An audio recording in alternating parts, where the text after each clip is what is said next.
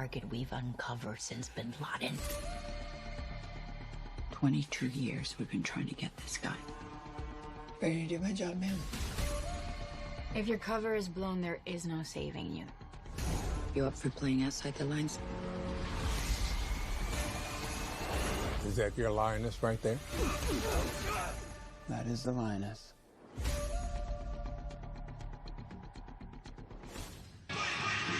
Undisputed, it's a word that says it all for this evening's pairing from Showtime pay-per-view and here inside T-Mobile Arena in Las Vegas. It's Canelo Alvarez versus Jermell Charlo for the undisputed super middleweight championship of the world. Welcome on in. I'm Brian Campbell.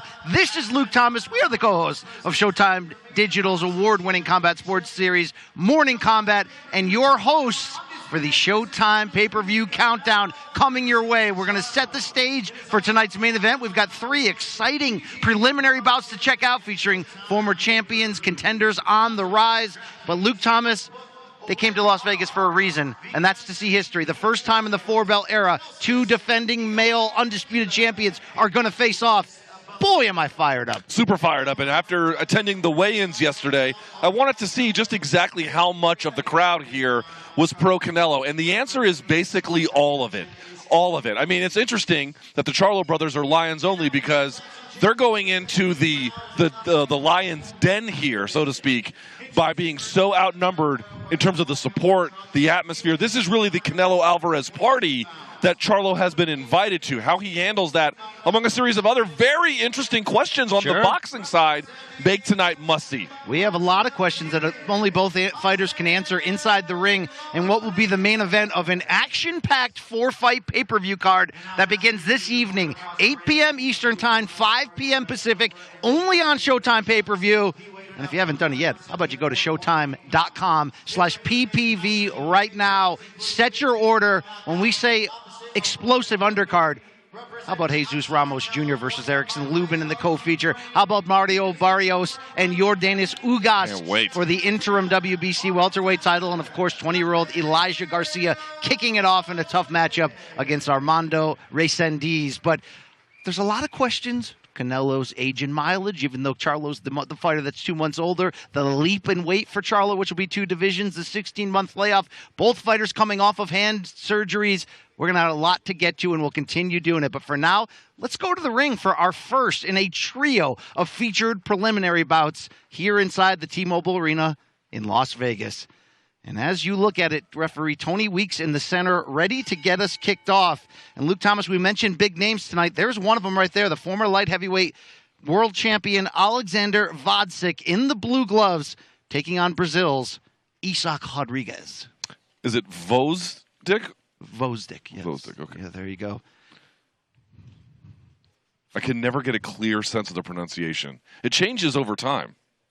Well, depending on who's the announcer. It's true. 36 years of age. He has sort of staged something of a comeback. It's been under the radar, to be fair. That's right. And Gvozdyk there with the darker of the silver trunks and maybe the more fluorescent lighter of the blue gloves representing his native flag of Ukraine. Former world champion, knocked out and retired the former light heavyweight king Adonis Stevenson, but sat out of the sport. We called it a retirement when it happened for 3 full years following his knockout loss to Artur Beterbiev in their light heavyweight title unification. There was original fears of brain bleeding. Eventually was found to just be a severe concussion. 3 years later, Gvozdyk is back. This is his 3rd fight of this calendar year. He's a quality fighter, but it's just a question of really what he's got left. He looks to be in tremendous condition. He leads with the jab. He does a lot of rhythm disruption. He does a lot of touch, go, right? So you'll see that the jab is pretty critical to what he does. And some of his more recent bouts, he's been very accumulative, so a lot of the early work isn't necessarily going to stand out, but the question is what kind of opportunities it grants later. Gvozdyk came back in February of this year. His first fight in 3 years, took a 6-round decision from Josue Obando, and then came back in May and stopped Ricards Bolotniks in 6 rounds.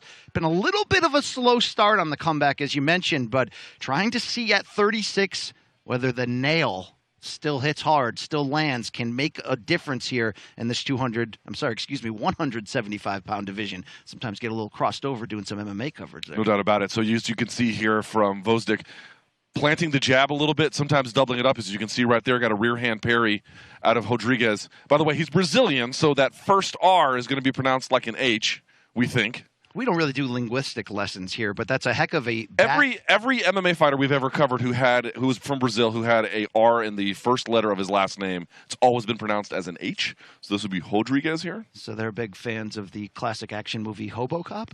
Yeah, so there actually is a fighter called RoboCop, and when he says his name, he says RoboCop. It actually happens. Handy couture. It's a weird way of saying it, but it's what they do. Less than 30 Listen, I don't make the seconds rules, okay? to go here in the first of 8 rounds, light heavyweight division against the native of Brazil, Rodrigues, 38 years old, who comes in here with a record of 28-4. Gvozdyk doing a great job backing up Rodrigues right up against the ropes, trying not to get countered too much. As you can see, he's not putting a ton on it. Just trying to touch, see what kind of reactions he gets, set up a couple of extra shots with the power side, and build on that for the next round. First round in the books here. Third fight of this calendar year for Gvozdyk as he continues to mount this comeback. And obviously one of the more decorated and experienced fighters in this division over the past decade. And you want to know what type of quality wins does Gvozdyk hold? Knocked out former title challenger Najib Mohammadi, knocked out former title challenger Isak Chalemba, stopped Yunieski Gonzalez, and of course that knockout in 2018 in the 11th round against lineal defending champion Adonis Stevenson.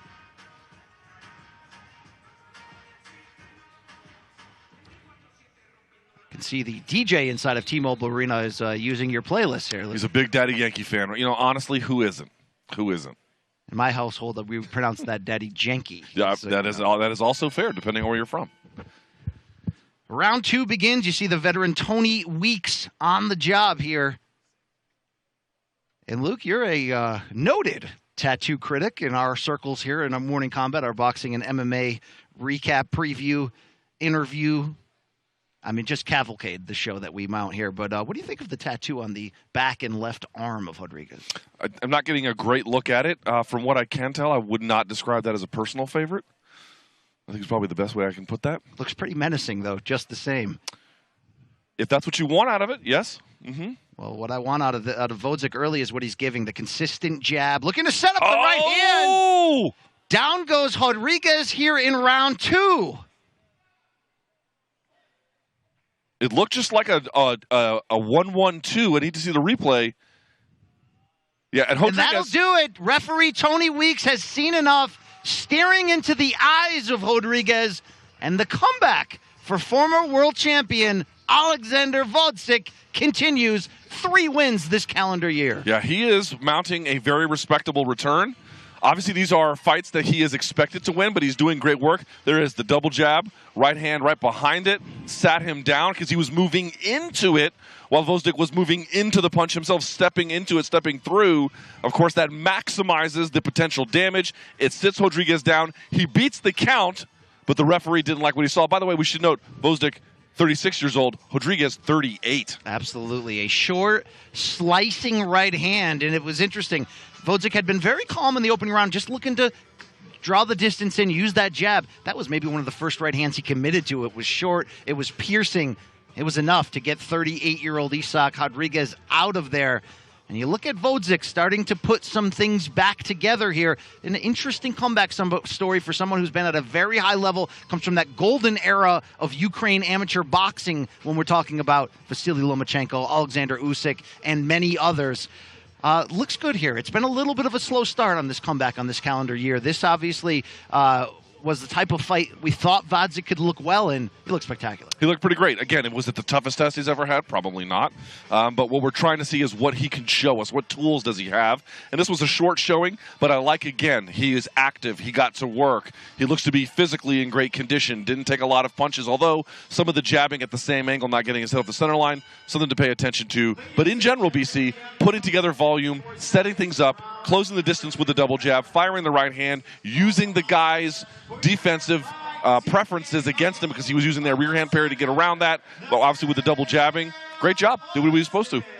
Gvozdyk improving to 20-1 with 16 KOs, that only blemish that we talked about, against unbeaten unified champion Artur Beterbiev, who we hope will eventually get that 4-belt showdown, right, with Dmitry Bivol up there at 175 pounds. Well, the first of our trio of preliminary bouts now in the books here as we continue rolling on. Showtime pay-per-view countdown. Still unbeaten heavyweight title contender Frank Sanchez coming up, along with former Olympian and junior middleweight title challenger Terrell Gausha. Luke Thomas, Brian Campbell, back with you here, and it's obviously T-Mobile Arena, Las Vegas, and all things Canelo versus Charlo. Luke Thomas, we saw a great turnout at Friday's weigh-in. First time we saw Jermell Charlo with the weight on, 167.4 pounds, the same weight as Canelo, but for Charlo, his first time fighting in this division, making that two-division leap. Physically, could you take anything away from what we saw on the scales? I'm not sure exactly what I was expecting. I was just curious to see how it was all going to unfold. And the lesson I took away was that Charlo still looked mostly like himself. He did not appear, in other words, radically transformed. If he was going to lose a bunch of weight, would he look sucked out? If he was going to put on a bunch of weight, was he going to look, bloated in some kind of way or too heavy? No, he still looked pretty lean. He looked pretty light. He looked like it's going to be a great night for him to be mobile, which I do think is going to be important if he wants to win. But if I'm being honest with you, pardon me, as I am brought to the level of coughing. If you should perish, I will finish this broadcast. If I stroke out on air, just take it from me. But between now and then, if I may, I thought Canelo looked huge. Huge. Did you not? In a good way. In a great way. No. I don't mean in a bad way. I mean, obviously he weighed the same, 167.4, and he, of course, has fought at this weight class many times, but it looked like he had packed on additional muscle all the way through, that maybe there was something limiting him in training, and now he's finally on the other side of that. Whether or not that's true or just perception, we'll find out tonight, but that's my biggest takeaway. Yeah, look, Canelo looked great. It's one of the biggest narratives / questions we have in here, the idea that Canelo's still only 33 years old, which is incredible because we just passed the 10-year anniversary of his first pay-per-view matchup as in terms of the main event there, when he took on Floyd Mayweather back in 2013. The last 3 fights, though, that go back 2 years, we saw a loss to Dmitry Bivol in a daring-to-be-great attempt back at 175 pounds. Then we saw the decision win over Gennady Golovkin in their trilogy with Golovkin at age 40, and the homecoming decision win over John Ryder, in front of 50,000 people in nearby Guadalajara, where Canelo is from. But just a human, uninspiring. When you dominate, we are certainly, we're certainly critiquing very close here. But when I saw Canelo step up onto the stage at the weigh-in and step up onto the scale, you can't answer the questions about whether you are turning into an older Canelo on a scale. You can only do that in the ring. But to what you talked about, the condition that Canelo's in, maybe we believe him when he said that 3-fight stretch where he agrees with us. He didn't look like a killer. Left hand injury, not able to train at full speed, faded a bit late in fights that he was leading in 3 of those fights. But when Canelo stepped up on the stage, boy, did this look like a return to business. I mean, Canelo's got enough bank built up in the court of public opinion in boxing that I tend to believe him that he's going to bounce back big from what we saw in the last few performances. Again, from what we've seen, all the perception, all of the talk, everything else, he's looked to be ready for this opportunity. And this is what I really love about this fight, is that they're both guys meeting at this point trying to answer very different questions. Yeah. So the last time I was here for Spence Crawford. Now, they were answering somewhat different questions there too, but it was a little bit more the same. Who's the king in this particular weight class? Who's the king at 147? Who's going to be the guy that leaves with all the belts? They were vying for the same prize. And, of course, all of Canelo's belts are up for grabs here tonight. But what I really mean to say is, to the point you raised previously, Brian, what Canelo is trying to answer is for some of the impressions that have grown out of the last 3 fights, which you indicated, right? He's trying to be like, no, they may have been lacking in some capacity. He's even acknowledged they weren't his best performances. This is the opportunity to be like, right, I've got a guy in his prime at 154. He's even bigger than me just by frame size, and I'm going to sit him down and get back looking good doing it. That's what he's trying to solve for. Well, I think also what he understands is, could he have still won in a wide margin against somebody like a John Ryder, a tough contender, but not Canelo level? Maybe even could you make that same argument for a 40-year-old Gennady Golovkin? Could he get by on where he was there? with the not full 100% training. Maybe. You can't get by against this Jermell Charlo, I don't believe, because of the hunger level, the size being one of the larger junior middleweights, the 4-inch height advantage, as you mentioned. We're not sure if the weight difference, which I think affected the betting lines in a lot of ways, along obviously with Canelo's experience, we don't know if the weight difference is going to end up defining this fight again. But I think we at least can agree that Jermell Charlo belongs here. He's been following Canelo his entire career. And I don't think it's a crazy leap, the idea of what he's trying to do. He's going to have height and reach advantages. Obviously, the chin and the punching power for Charlo is going to have to show out at 168 pounds for this experiment to work. But I think Canelo knows that you need to be in your top prime shape against a guy like this who tends to carry his power late, who tends to bring up his punch numbers and attempts late. At the very least, Canelo knows there's no easy task here. No easy task. I mean, what people might point to is to say, do these guys have a long-standing, bitter rivalry? No, they don't. Certainly not like a Caleb Plant and a David Benavidez. There's nothing like that in that sense. They were a little chippy during media week, but like it's not the Triple G storyline all over again. That's not what this is. And so folks might be underwriting the rivalry, but we go back to this point. Canelo knows this is the biggest night of Jermell Charlo's professional career by a considerable margin. If you go out there and you beat Canelo Alvarez, I mean, we thought that Bud Crawford had the boxing world as his oyster when he beat Errol Spence. I think you'll get something at least relatively similar should someone like Charlo go in and upset Canelo on a night like tonight. So it's big stakes in that particular direction. But for that reason, and for these other lingering questions, Canelo has to know, I'm not fighting an aging guy here. I'm not fighting a guy who's never done anything in his career.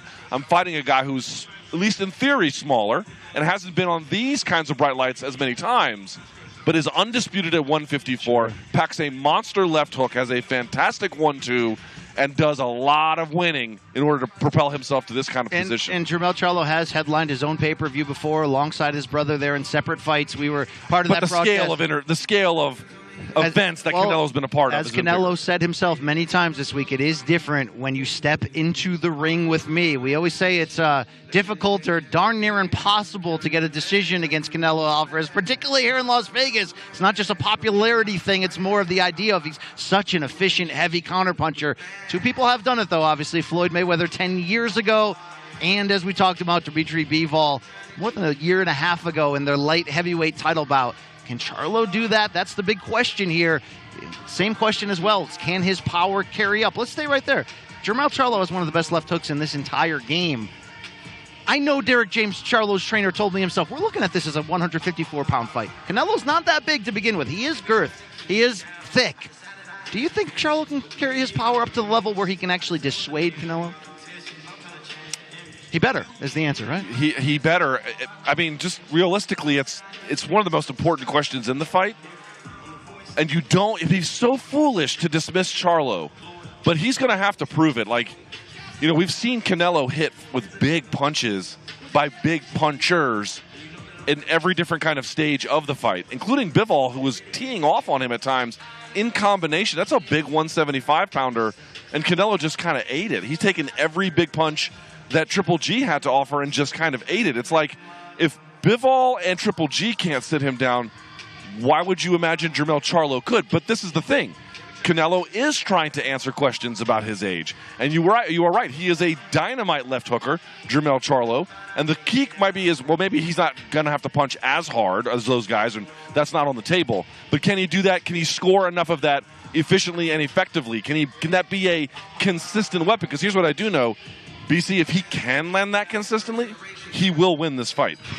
It's going to be very interesting to see. And obviously, as we talk so much this week about the historic elements in this, if Canelo Alvarez wins, he becomes the first undisputed champion of the four-belt era to defend the undisputed title 3 separate times. And then for Charlo, he can join the recent Terrence Crawford in the same building from his victory over Errol Spence to become the second two-division undisputed champions. A lot of confusing words they're thrown together. What we're basically trying to tell you is this is a big fight with so much at stake and so much to look out for. That is, of course, topping the evening, 8 p.m. Eastern time, the start of the 4-fight main pay-per-view card here tonight. And this Canelo Promotions presents Premier Boxing Championship pay-per-view that only can be watched on Showtime pay-per-view. We're going to go back to the ring now, though, for the second in our 3-fight preliminary undercard here.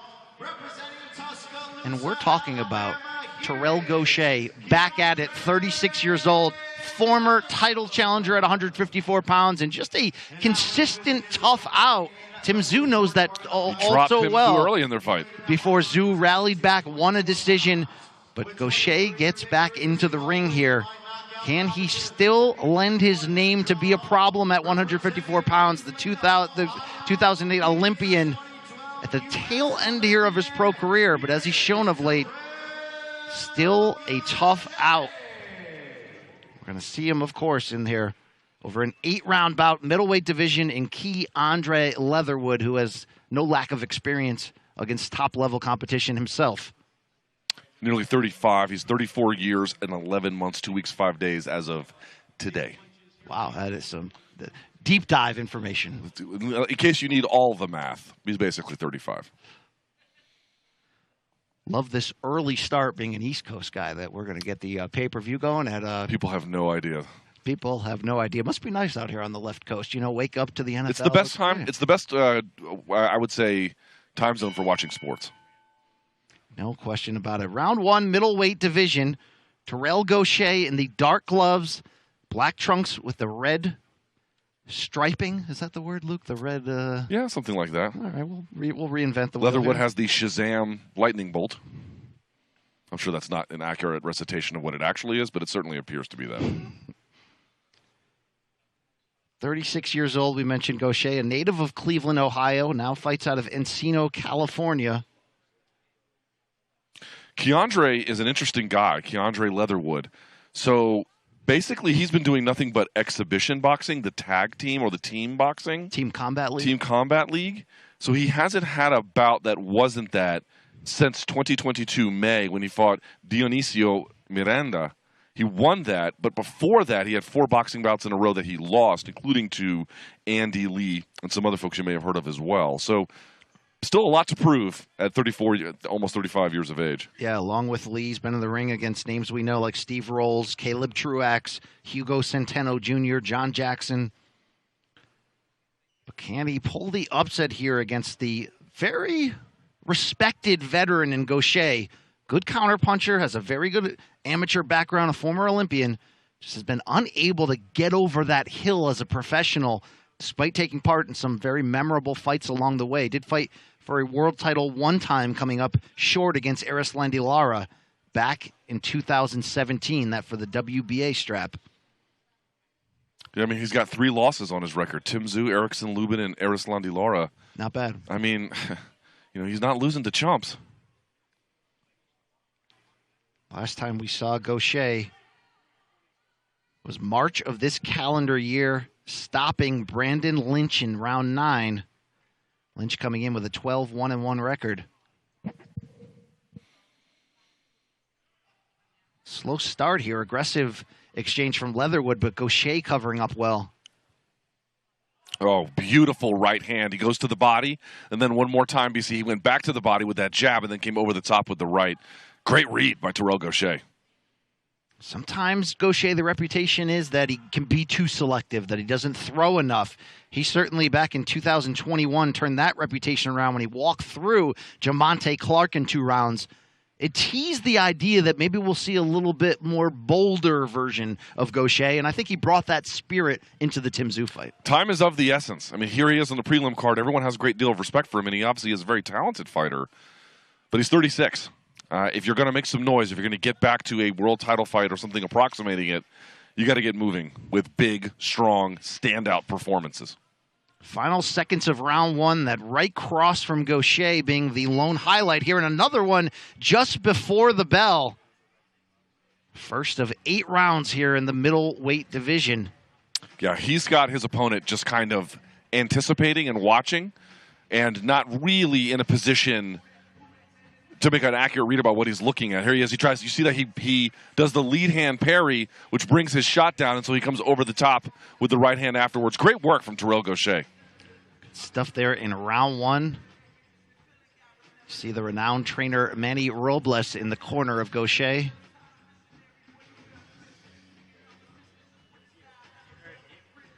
The crowd continues to slowly trickle in here. Still late afternoon here in Las Vegas. It's just 3 p.m. local. But the expectations for big-name celebrities get a chance to peep the list ahead of Canelo's return here against Jermell Charlo this evening. Spectacular. Yeah, it's a ridiculous list. One of the better ones I've seen, actually. And here we go, round 2. You can also just tell in the way they hold their hands and their guard. You could see Gausha a little bit more strict about hand placement. He doesn't seem as quite as wide open, right? Which, of course, is you just naturally from having great fundamentals. Whereas his opponent, Leatherwood, just seems to be a little bit more loose, which, again, by itself would not be a problem. But it does appear that some of that looseness is what Gausha is really going to, home in on. I call Gausha a 2008 Olympian. It was actually 2012, turned pro shortly after. And here his 28th professional fight.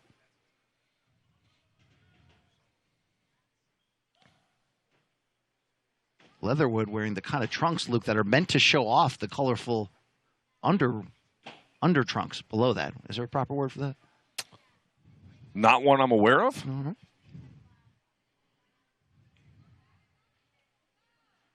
See if Leatherwood can bring that lightning bolt emblem to life here with a big shot.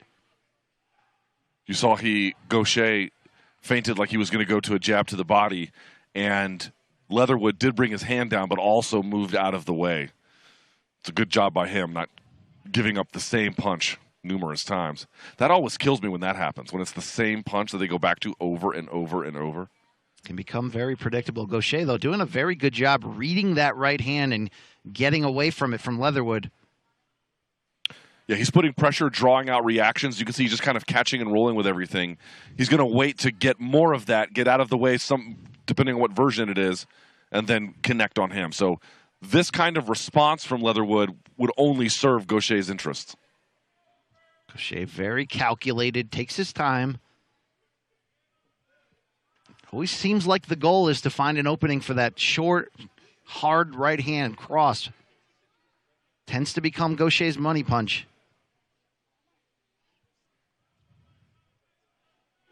But if I'm Leatherwood, I can't play chess with a guy of this level, of this pedigree, for too long. No, you can survive. You could definitely survive. To what extent that is important or relevant for you, but it's not going to be, in all likelihood, a winning strategy. Gausha eats a bit of a left hook there.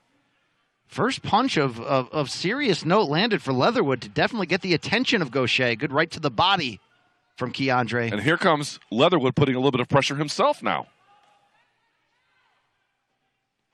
Leatherwood has to be leery of that right counter shot that rocked him twice in the opening round.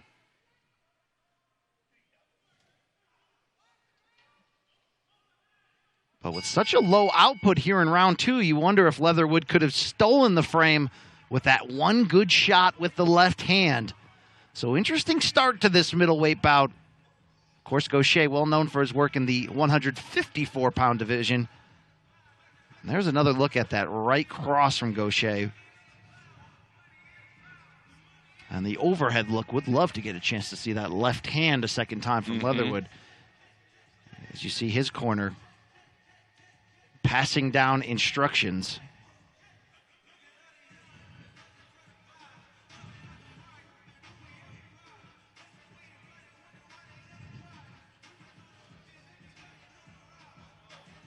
Gausha tonight snapping a 6-month layoff.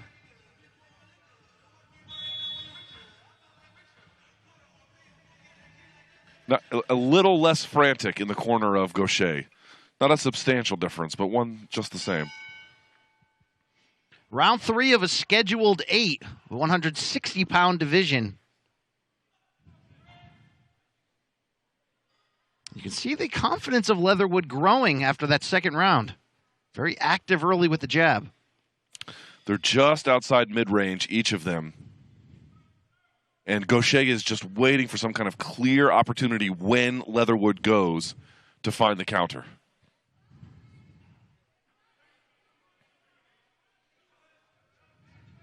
You can see he goes over the top with the jab there, would be a perfect example. kind of catches everything when Leatherwood has these, like, he's jousting with him a little bit, right, where he's running into him.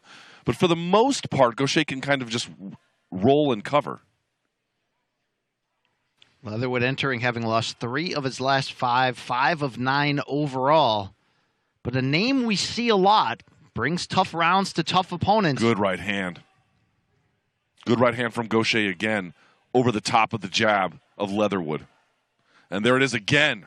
That may have hurt Leatherwood there as they clinch. He was fencing with him a little bit, and he just moved his hand out of the way and came over the top. There may have been a bit of a clash of heads, but he ate a hard punch from Terrell Gausha. Looked like the referee warned Gausha for either leading with the head, I couldn't see, or maybe reaching behind the head of Leatherwood. But Gausha proving, you try to punch with me in close range. Gonna land with the technique. Good body shots from Gausha. Always responsible defense, too, from Terrell. Yeah, I love that shot with the body shot combo, putting 2 shots together.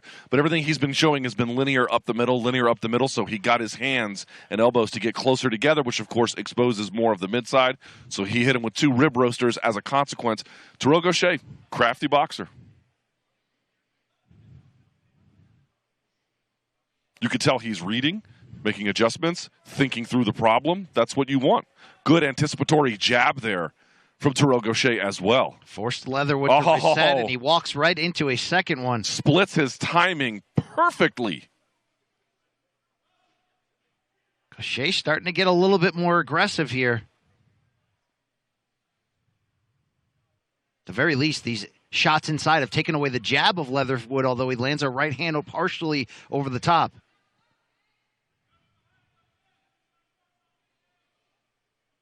Gausha has, as I mentioned, very tight, stout defense, but to me, he looks a lot more relaxed. He looks a lot more able to process what's happening in front of him and then think through the problem.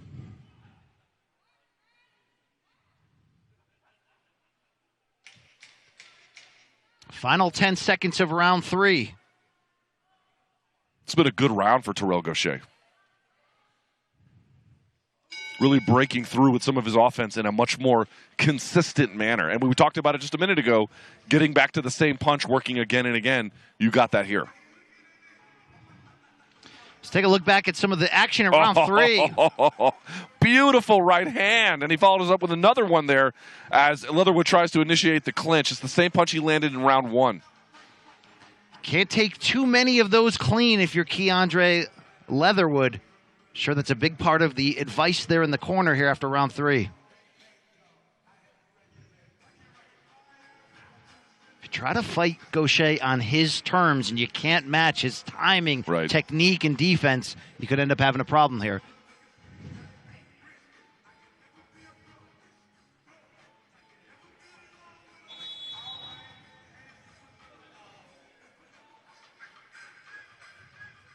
All right, round 4, I believe.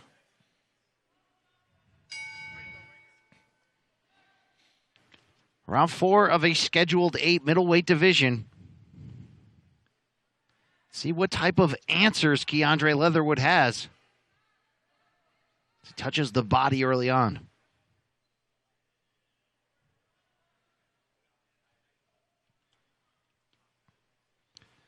This is our second of 3 preliminary featured bouts.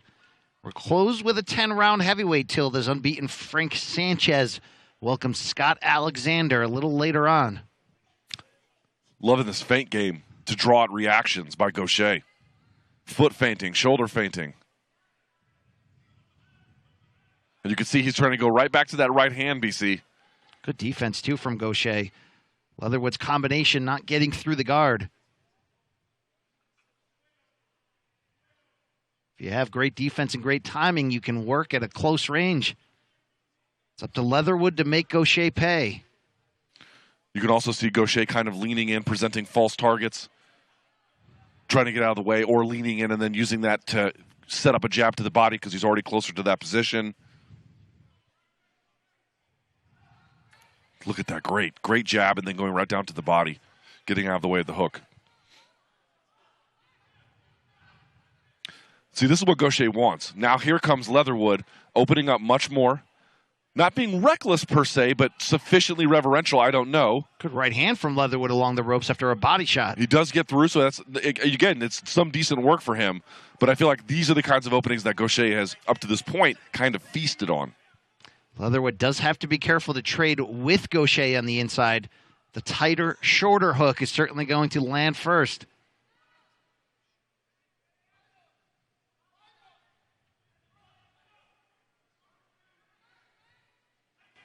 Final minute here in round 4.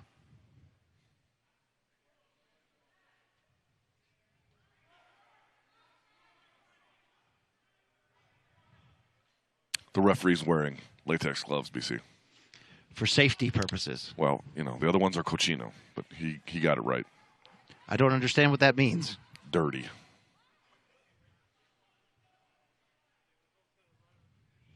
I can't believe it's 2023 and certain referees don't wear. I can't believe gloves. that's one of your biggest pet peeves. It's just unbelievable to me. My childhood dentist used to come back from smoke breaks without washing his hands or putting on gloves. Yeah, that's why your teeth are a disaster. Have you smiled in a mirror recently? Wow. Certainly not on camera. 10 seconds to go here in round 4. It's like a rotting jack-o'-lantern in your mouth. It's my tribute to the British. Here we go. Leatherwood, Gausha. Final seconds. Gausha ducking under a big right hand attempt. Seemed like another solid Gausha round to establish. You can come after me, but you better be careful. Here's this sort of 1-2, a 1-1-2 that he tries to come with. Most of it gets caught by Gausha, but he does get pushed back in that particular sequence. Now here he comes trying to find that right hand. I think he got a piece of it, but as you can see, Leatherwood now sees when the jab comes, he changes his level to get out of the way, so it's not working quite as well. So now let's see who's got an adjustment from what was working in the first half of the fight as we enter the second half. What kind of adjustments can Keandre Leatherwood make? Comes to us from Tuscaloosa, Alabama.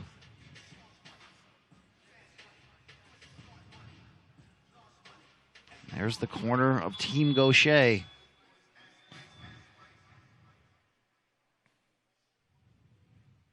I'll say this. Leatherwood, pretty fast. Seems like he's in good shape for the most part.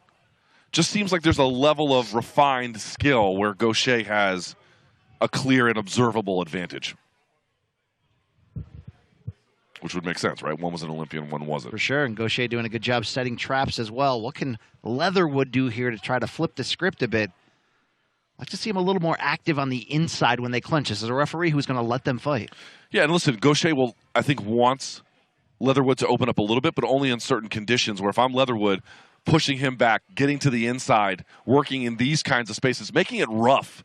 Though I think that's going to be a much better path to victory than kind of dueling with a guy like Gausha on the outside. He's going to get some licks in, yes, but probably not enough. I guess we'll see.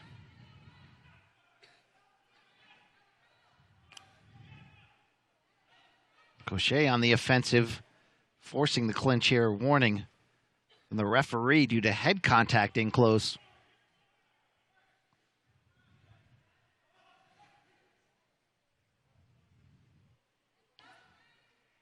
This time Leatherwood initiating the clinch. You see the frustration in Gausha's face. Which I sort of understand. Disrupting the pace, the rhythm, the expectation of Gausha in an ugly way. It's not a bad strategy. I don't know how much of a great fight it makes, but it might improve his chances. Left hook off the jab from Leatherwood. The exchange on the inside.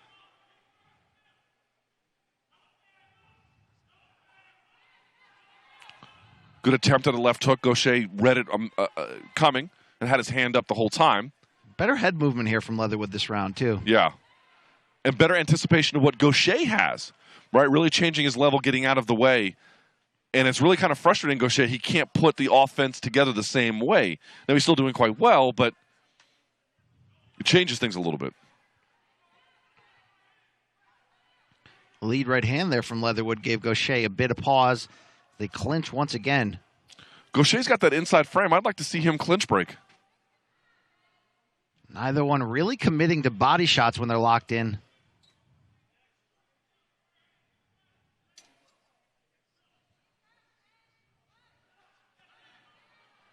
You see Leatherwood going back to the well there with that right hand. Gausha continues to read it well.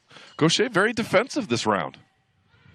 let a couple jabs go, and there you see a very minor hook or some body work that's a little bit better. But up to this point, not a whole lot from him.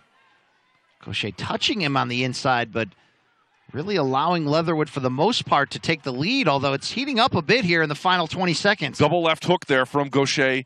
Leatherwood thought the first of it was low. The second part of it did get through a little bit.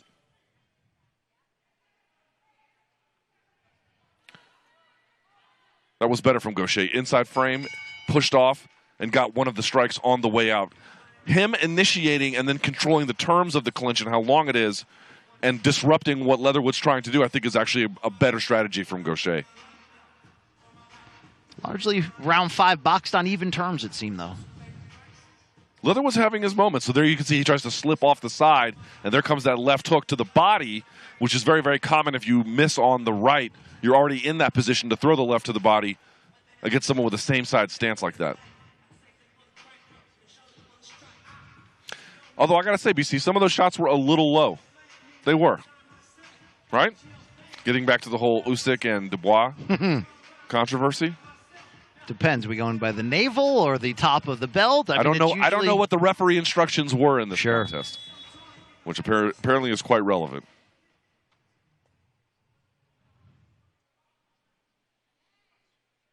Seconds out, and we set to begin round 6. You know, the referee looks a little like Peter Rosenberg, if I'm being honest. One of the great crossover sports journalists, radio personalities today was covering the fight this week. Yes, indeed. Also like me from Washington, D.C. So there you go. So, yeah, he's a Maryland guy. Yeah, I know. He claims D.C. on occasion.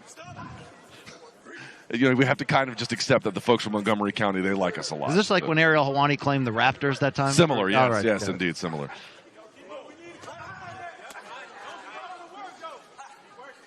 I like the confidence in the eyes of Leatherwood here, trying to set up his 2-punch combination.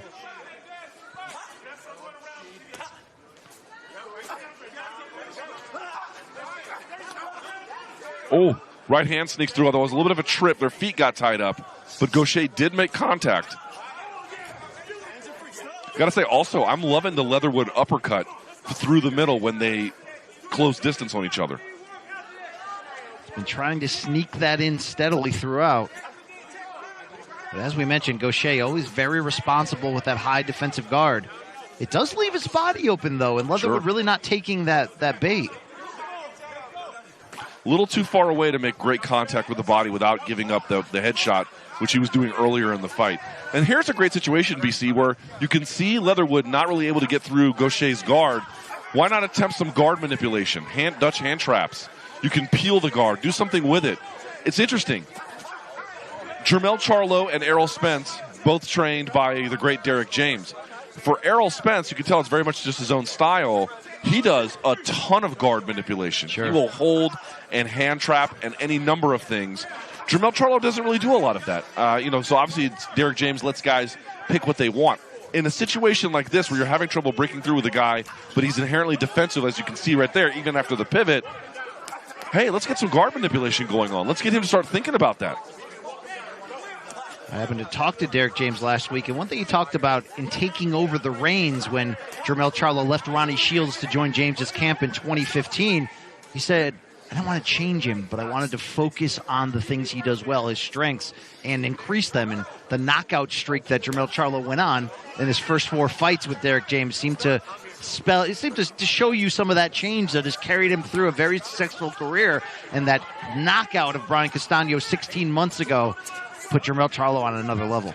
I will tell you that Leatherwood, he's not connecting with everything he's throwing, but Gausha, he is getting some jabs through, but he's also not really connecting with anything of significance for quite some time. Better body shot there, which gets a response from Leatherwood. Gausha seems content to just touch him when they're close. See what the judges end up saying about some of these slower-paced rounds where we're seeing good defense, we're seeing feints, not seeing a ton of big-time connections. So certainly you could say the best work that Gausha has done to this point was inside the first 3, maybe 4 rounds. Since then, it's been a little bit quieter. And did a trio of big right hands over the first few rounds. The third one physically moving Leatherwood. But it wasn't enough to fully dissuade him. You have to like the sort of comeback attempt effort here from Leatherwood in the second half. But can he turn that aggression into legitimate momentum by landing big shots? Something useful. Something useful. Because right now, here's the issue. He might be taking some of these rounds. We're not judging, and we're not looking at this like a judge. We're just trying to sort of say who has memorable offense, who seems to be doing the better work. Gausha, in general, is the answer. But some of these rounds are a little close. Gausha not landing anything super significant could get a little dicey. 2 rounds to go here in the scheduled 8 middleweight division. Former U.S. Olympian, former title challenger Terrell Gausha. The referee calls time. There might be a taping of the glove issue.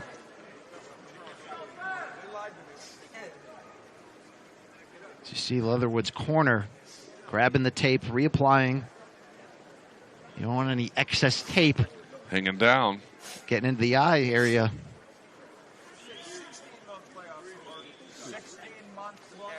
Here we go. Time in. Box. Yeah. All right. The action continues here in round 7.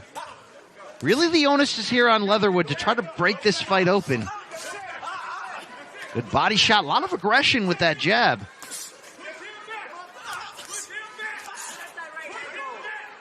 Love that shoulder press, pivot, and attempt at an uppercut.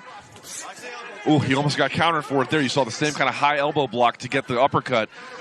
Leatherwood hasn't quite landed it cleanly, but he's threatened it from a few different ways. Gausha, so far, been able to avoid the worst of it. See, Gausha's trying to time him with that very short right hand. Here's my issue with the Gausha performance to this point, BC. Again, he did really well early in the fight. Since then, it's been a little bit less notable, although that jab was really nice from Gausha. He's not varying his offense a lot. And for a guy at 36 years of age, nice left hook, I would like to see him put a little bit more focus on different offensive weapons, given that the margin of error in his career at this point is fairly low. I think that's fair criticism up to this point. And, you know, Leatherwood obviously gaining confidence whether he's winning these rounds or not. I'd like to see Gausha sort of put him back in his place with a big counter shot. He's certainly trying to get close enough to try it, but as we said, better head movement for Leatherwood as this fight has progressed. Leatherwood doing a good job of smothering or disrupting some of the initial setups, although he gets turned on a corner there and nearly paid for it. Don't do that. Getting turned tends to create the most dangerous of punches, right, which are the ones you don't see coming.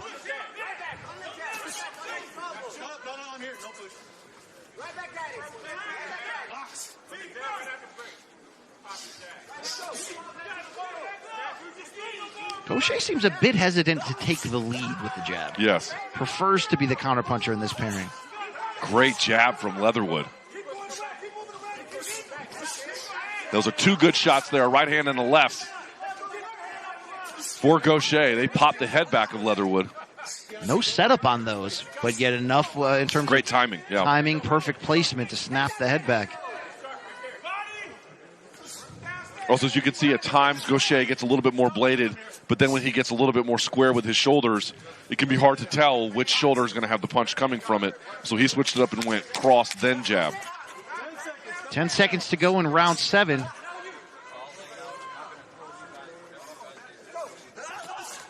Oh, Gausha tried to meet him with the one-hitter quitter, just misses. You could see Gausha was looking for that exact punch for a while now. The good night, Irene. Just 3 minutes to go here.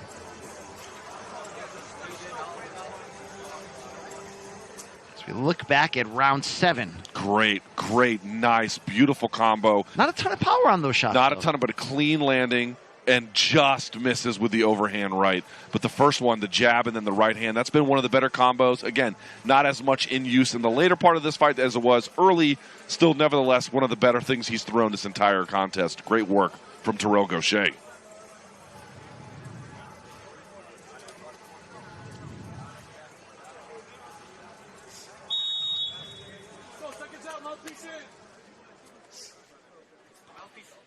Can Terrell Gausha finish the job here in our 8th and final round?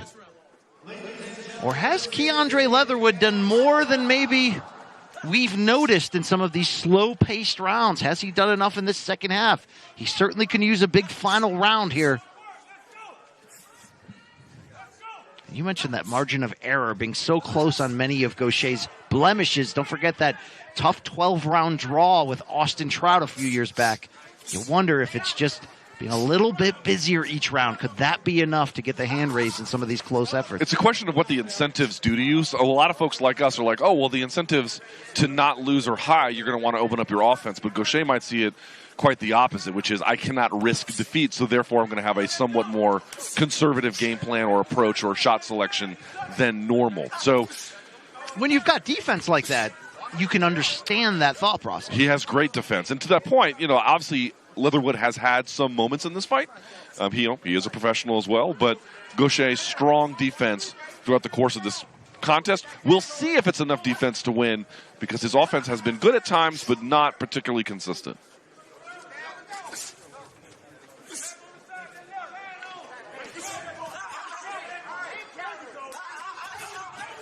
A flurry here, a couple of flurries from Leatherwood, but all of them just meeting the defense of Gausha.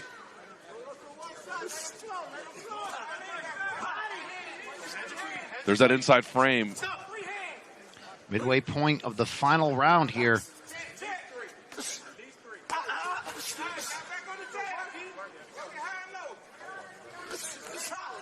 Oh, nice. Double right hook there from Gausha. Finds the mark up top. Didn't land super significantly, but it's a good shot.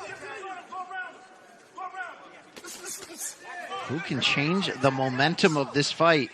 You can see Leatherwood keeps his left hand low. He does the entire time. There's obviously trade-offs with how you hold your hand in any number of different directions. It makes for the jab to be interesting because it can become something of an up jab when you do that. But of course, it's also, to me, not a coincidence that the right hand has been some of the most meaningful punching that Gausha has done in this fight against a guy whose left hand he just keeps very low. Great jab from Gausha. He's looking better this round. Nice one again, although some of it got parried. A little bit more of an urgency to finish strong here from Gausha, and you have to like that. Gausha telegraphing a big left hook. Leatherwood gets under it and then gets under the telegraphed right hand. Now Gausha dropping his hands. Look at that.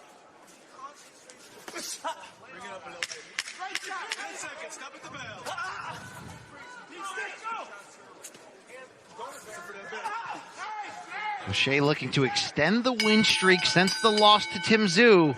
They go 8 complete here at 160 pounds, excuse me. I'm going to say 5-3 or 6-2. Could be accurate, although you never know with how close and the low activity level of some of those early rounds in the second half of this fight. A lot of clinching. The action really slowed, although I agree, Gausha seemed to get the benefit in many of these rounds from just being the higher skilled fighter. Very clean, linear jabbing, great defense by and large. Not a ton of memorable offense, but surgical enough, I think, to get the job done. Again, we were not watching as judges. Misses with the left hook.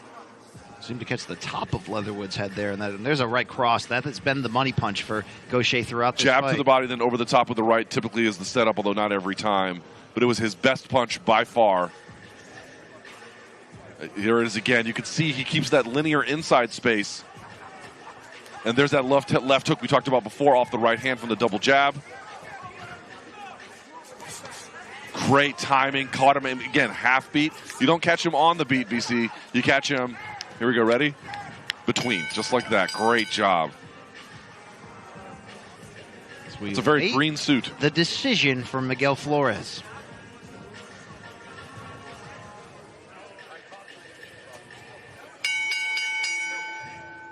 Ladies and gentlemen, after 8 rounds of boxing, we go to the judges' scorecards. Judge Chris Flores sees it 76-76, a draw. However, he is overruled as judges Tim Cheatham and John McKay both see the contest 78-74 for your winner by majority decision, Terrell Gausha. Maybe a little bit closer than Team Gausha wanted it, but a majority decision victory over Keandre Leatherwood for the 36-year-old 2012 U.S. Olympian. Luke, we said, you never know. You never know. One judge scored it even. 78-74 sounds right to me. I think that's about right. Even, not sure I understand that one. Well, if you're going to criticize, there were low output rounds for Gausha. So you can't leave that door open. So people think it's actually high output rounds that are hard to score. It's the opposite. I mean, those can be hard to score. I don't know those people who you're mentioning. I don't know. The hardest rounds to score are the ones where it's like 5 punches versus 4, where we're talking low single digits. And how does each one of these weigh? What does it matter? So I understand you got a little bit more of that kind of a complexion fight. Nevertheless, I'll say this, so we don't act like big complainers. Right guy won. The right guy won tonight. Would you agree? I would agree with you on that. Brian Campbell, Luke Thomas, the co-host of Morning Combat here with you on Showtime Pay-Per-View Countdown. 2 fights in the books. We're going to see heavyweight title contender, the unbeaten Frank Sanchez, in our final bout. But Luke Thomas, so much talk this week about all the questions surrounding Canelo versus Charlo. 8 p.m. Eastern time tonight is the start on Showtime Pay-Per-View, 5 p.m. Pacific. But this all-action undercard has also necessarily been getting a lot of praise from casual boxing fans, from even some, obviously, from the hardcores, but even from some of the casuals here. What fight, if you had to pick one, is the most must-see here underneath this top billing? I think there's a couple of good answers you can give, so I'm going to give my personal one. I think most folks might say the Ramos fight, but I'm going to say Ugas and Mario Barrios. That, to me, is the most interesting one. Barrios obviously fought Tank Davis, and it didn't go well. He has since rebounded. But it's the Ugas one that really kind of gets me going. Very interesting style clash.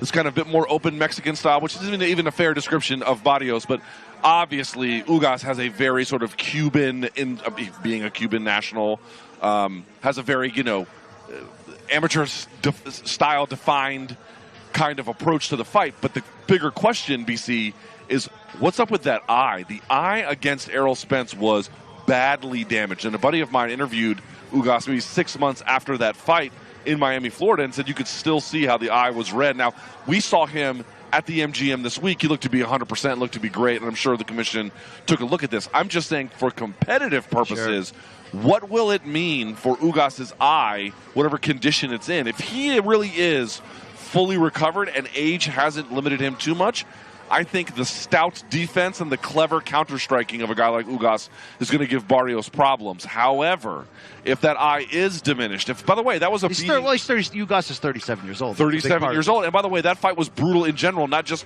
from the eye. Yeah. Then you add in the layoff. Barrios much younger. Again, I could see this one going in a bunch of directions. I'll point this way. If Barrios gets this win, that's his best win of his career, certainly in name. And if Ugas gets a win, I think it will kind of tell you, is he going to be at the championship, the full-on championship level again? That I don't know. He believes it. I can't say yes or no, but I would have a lot more hope for him than if he were to lose. I think that would be really dispiriting, and also tell you a lot about the status of his eye and his ability to take a punch at this point. Interim WBC welterweight title at stake. Could the winner be going into big fights against a Keith Thurman, a Jerron Boots Ennis? We'll have to see how it plays out. It's always unscripted. Anything can happen, but speaking of scripted, how about this? Zoe Saldana, Morgan Freeman, and Nicole Kidman star in Taylor Sheridan's new series, Special Ops Lioness. You can stream Season 1 of the espionage spy thriller now, exclusively on Paramount+. Head to ParamountPlus.com to try it free. And don't just take my word for it. Watch this. This is the biggest target we've uncovered since Bin Laden.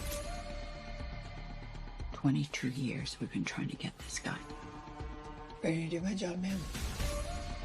If your cover is blown, there is no saving you. You up for playing outside the lines? Is that your lioness right there? That is the lioness.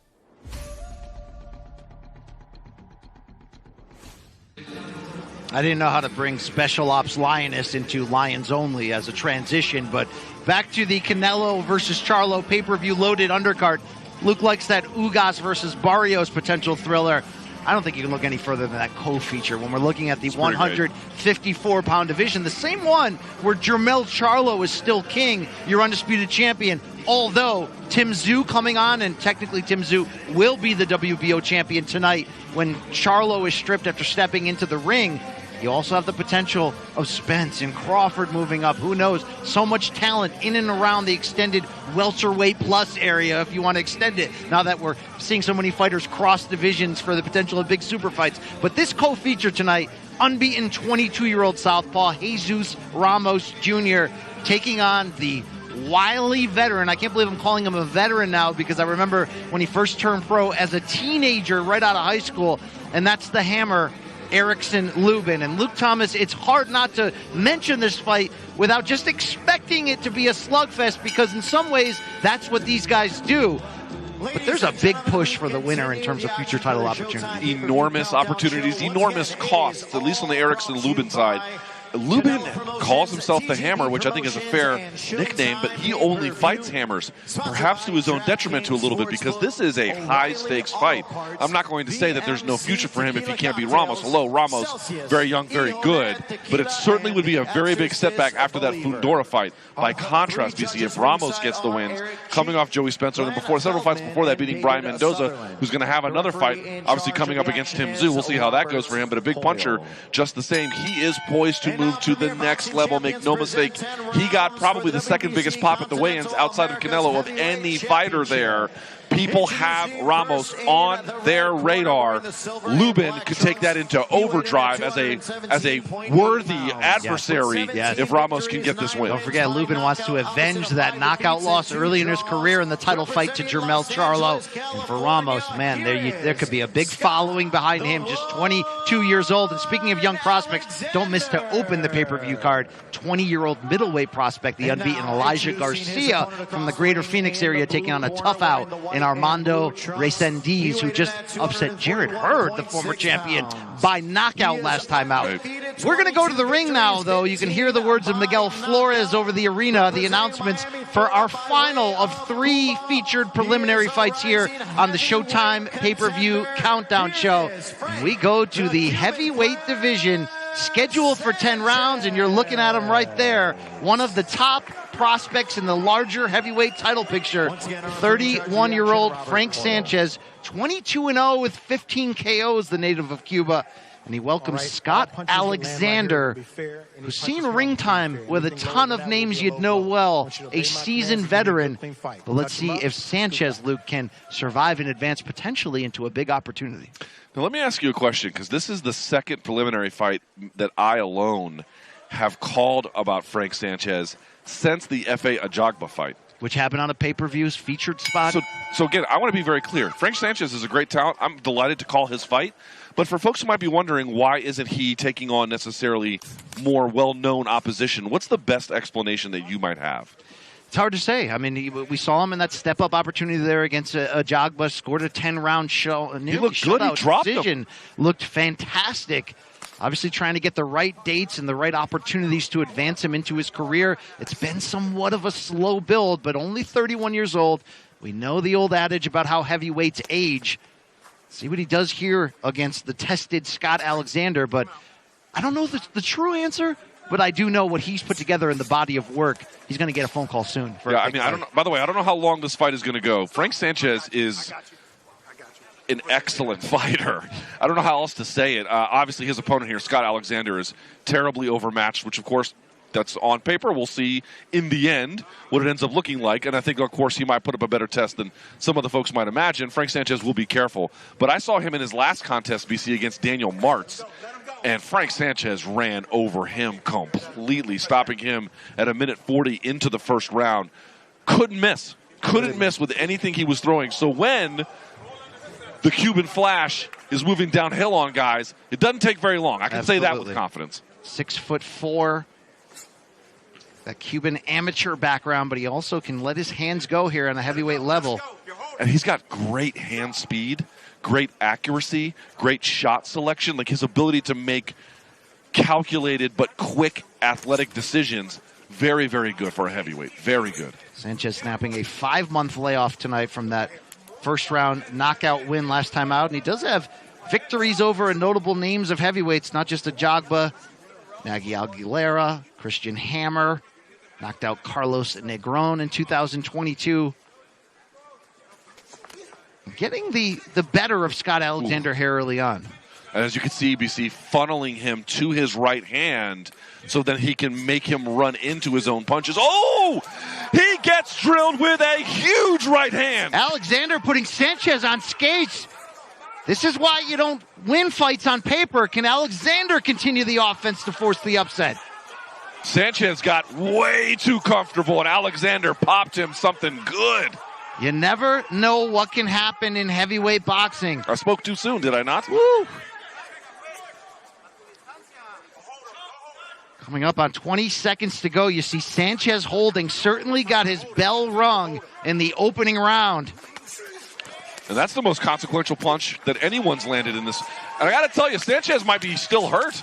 He is collar tying and overhooking with all his might. 34-year-old Scott Alexander. This is the beginning of a special night. One round in the books, but let's watch the body language closely of one Frank Sanchez in the corner. That's Scott Alexander, 34 years old from Los Angeles, and here's the punch. No, he hit him with a beautiful right hand. That was nice. It's up against the ropes. It's an early right hand from Sanchez. This is it right here. Oh, it's a short right hand. He had his hand down after pushing him off to reset the distance, didn't bring it back up, and paid for it. Great awareness by Scott Alexander. And how about the chin there on Sanchez? That's the type of punch. You see how violently Sanchez's head was turned to the side. That can knock down or knock out most heavyweights. And I'm going to give that first round to Alexander. Obviously, he got hit with some big shots too, but the biggest shot of them all was the one he landed. Hoisted by my own petard. Alexander snapping a 13-month layoff tonight, but you wouldn't know it from that onslaught in round one. Onslaught, excuse me. New to this language. And Alexander's been in with big names. He got stopped by Jean Gillet. Oh, right hand. And there's your answer. Now, BC, he partly got knocked off balance there. See how Alexander, see if he has his legs under him, beats the standing 8 count there from referee Robert Hoyle, but what an answer from Sanchez. Big time. Now, again, I do think that was partly either a flash knockdown or maybe he lost his balance, but the referee counted it. It's going to make the scoring here right away turn into Sanchez's favor starting in round 2. Just mentioning that Alexander was stopped in the first round last year by Jean Gillet, who went on to beat Joe Joyce by knockout twice. Right. And has set himself up for a monster fight in this division. Yeah, Sanchez trying to use his reflexes, trying to hit a pull-to counter. Didn't quite get it off. Both heavyweights have landed big, got the attention of their opponent. To wonder, though, is Sanchez's his own bell, is it still rung a little bit from that shot in round one? 2 hard right hands, 1 an uppercut. Floor Alexander, but they clinch. One of those might have helped him stay on his feet, to be honest. Sanchez, by the way, a noticeable difference in his favor in hand speed, BC. His combinations are finding the mark before Alexander can even get to his next punch. They don't call him the Cuban Flash for nothing. And you have to give him credit here. He got rocked, meaning Sanchez in that opening round, to come right back with smart, aggressive, effective punching to not only drop Alexander, but have him hurt here, it seems, as Sanchez stalks him into the corner. And again, funneling him over to his right side. So he's going to move into Sanchez's power. Did you see a little hesitancy of Sanchez to engage against the ropes, considering that's where that big punch came from? Maybe a little bit, yep. Not getting too reckless with it. Not without Alexander opening up first. Good body shot from Sanchez with the left hand.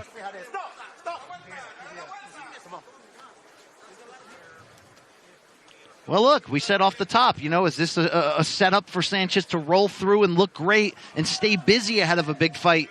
You never know what's going to happen when heavyweights put on those gloves, and you have to like, at the very least, Team Sanchez wouldn't have preferred the way this fight had started, but the reaction has been very mature, Very strong and violent here. Nice right hand on the uppercut from Sanchez.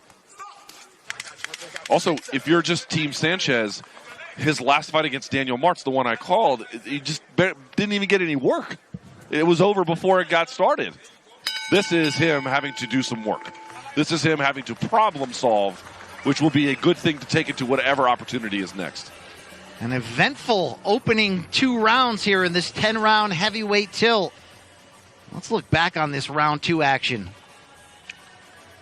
He stepped on his foot, perhaps. Yes, and that's may have what sent him back. Less so the punch taking him off of his feet in that way. I understand why Alexander protested that. That's a nice right hand. 2 good right hands coming underneath the left of Alexander and then clinching up, not giving away any extra space there. Good job by Sanchez. Well, the box score will say knockdown nonetheless, as Sanchez answering, and I think he needed that from the standpoint of confidence, from the standpoint of reestablishing himself here, potentially as the more dominant fighter, and he had a very good round start to finish, did Sanchez.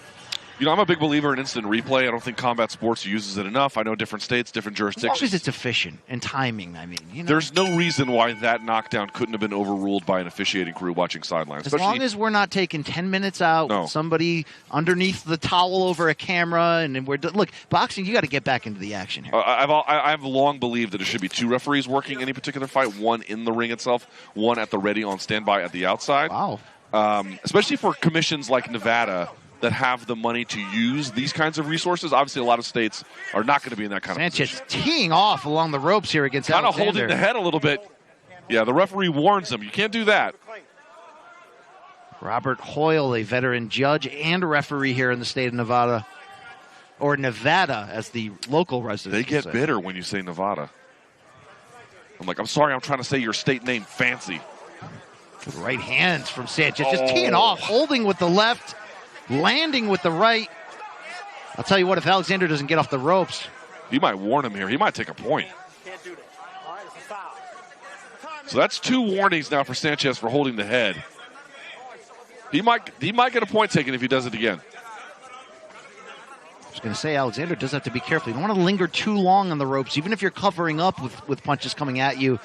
Some referees will stop it thinking you're under duress. So some blood looks like it's beginning to flow from the nose of Alexander.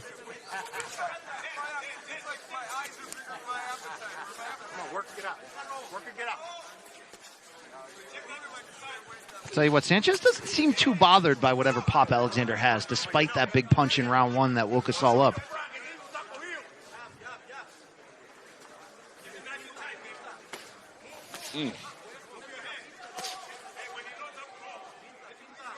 They do have a common opponent, these two, in Carlos Negron. Sanchez knocked him out. Alexander went the distance in a decision defeat.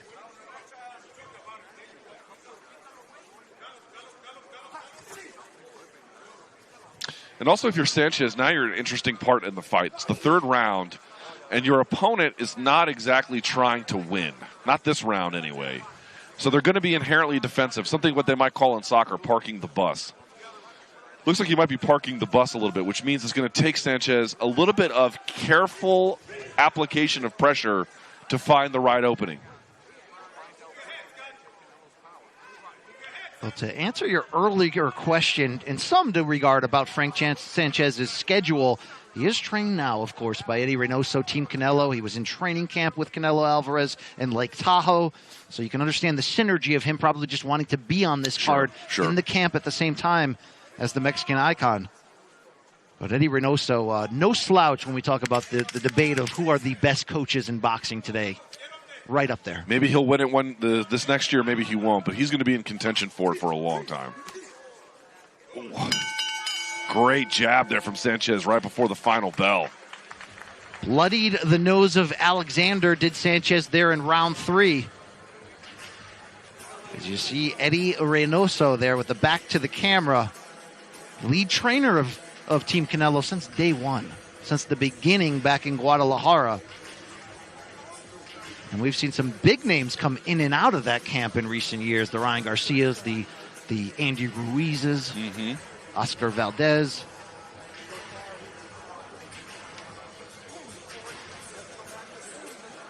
And There's Scott Alexander. What type of magic does the native of LA have left after that big shot off the ropes, which dropped Sanchez in the opening round? Did drop him, but it visibly rocked him. Visibly got his attention and let him know. And probably, like I mentioned, could have or should have dropped most fighters with how violently Sanchez's head was turned there. But a nice recovery as we head here into round 4, scheduled for 10.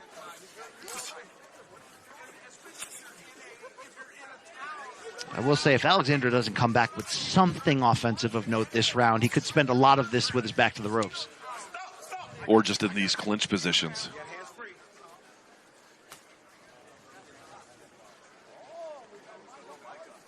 Let's see how Sanchez picks this lock.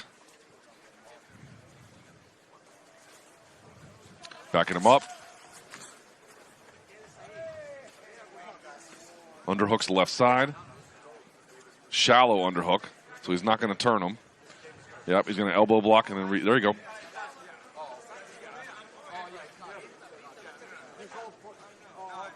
Slow pace here in round 4. Sanchez just doesn't want to make that mistake again, right? So he prefers to fight Alexander in the center of the ring.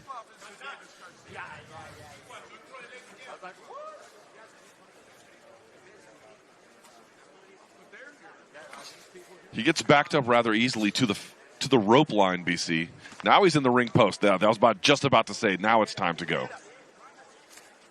See Sanchez looking at referee Robert Hoyle, almost saying, "Are you gonna call the stop from the break here, or are you gonna let him clinch me?"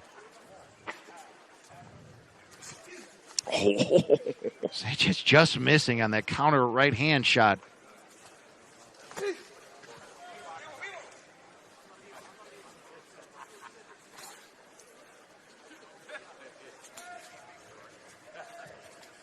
Sanchez has an interesting guard. He's got a bit of a crossing guard with like a half shoulder roll with it as well. It's really interesting. He's got that lead left shoulder a little bit closer to his ear at times and then kind of rolls off a little bit. Bit unusual for a heavyweight. See that he has a bit of a crossing of the arms like that? A little bit almost like the turtle guard of a Joe Frazier or George Foreman. Frazier was famous for it. Again, but his was different than this one.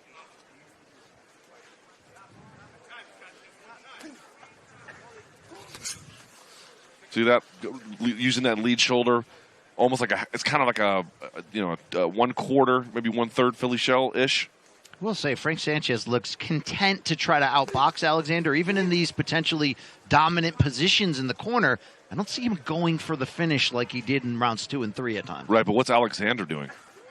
Surviving. Right. You're saying he needs a dance partner.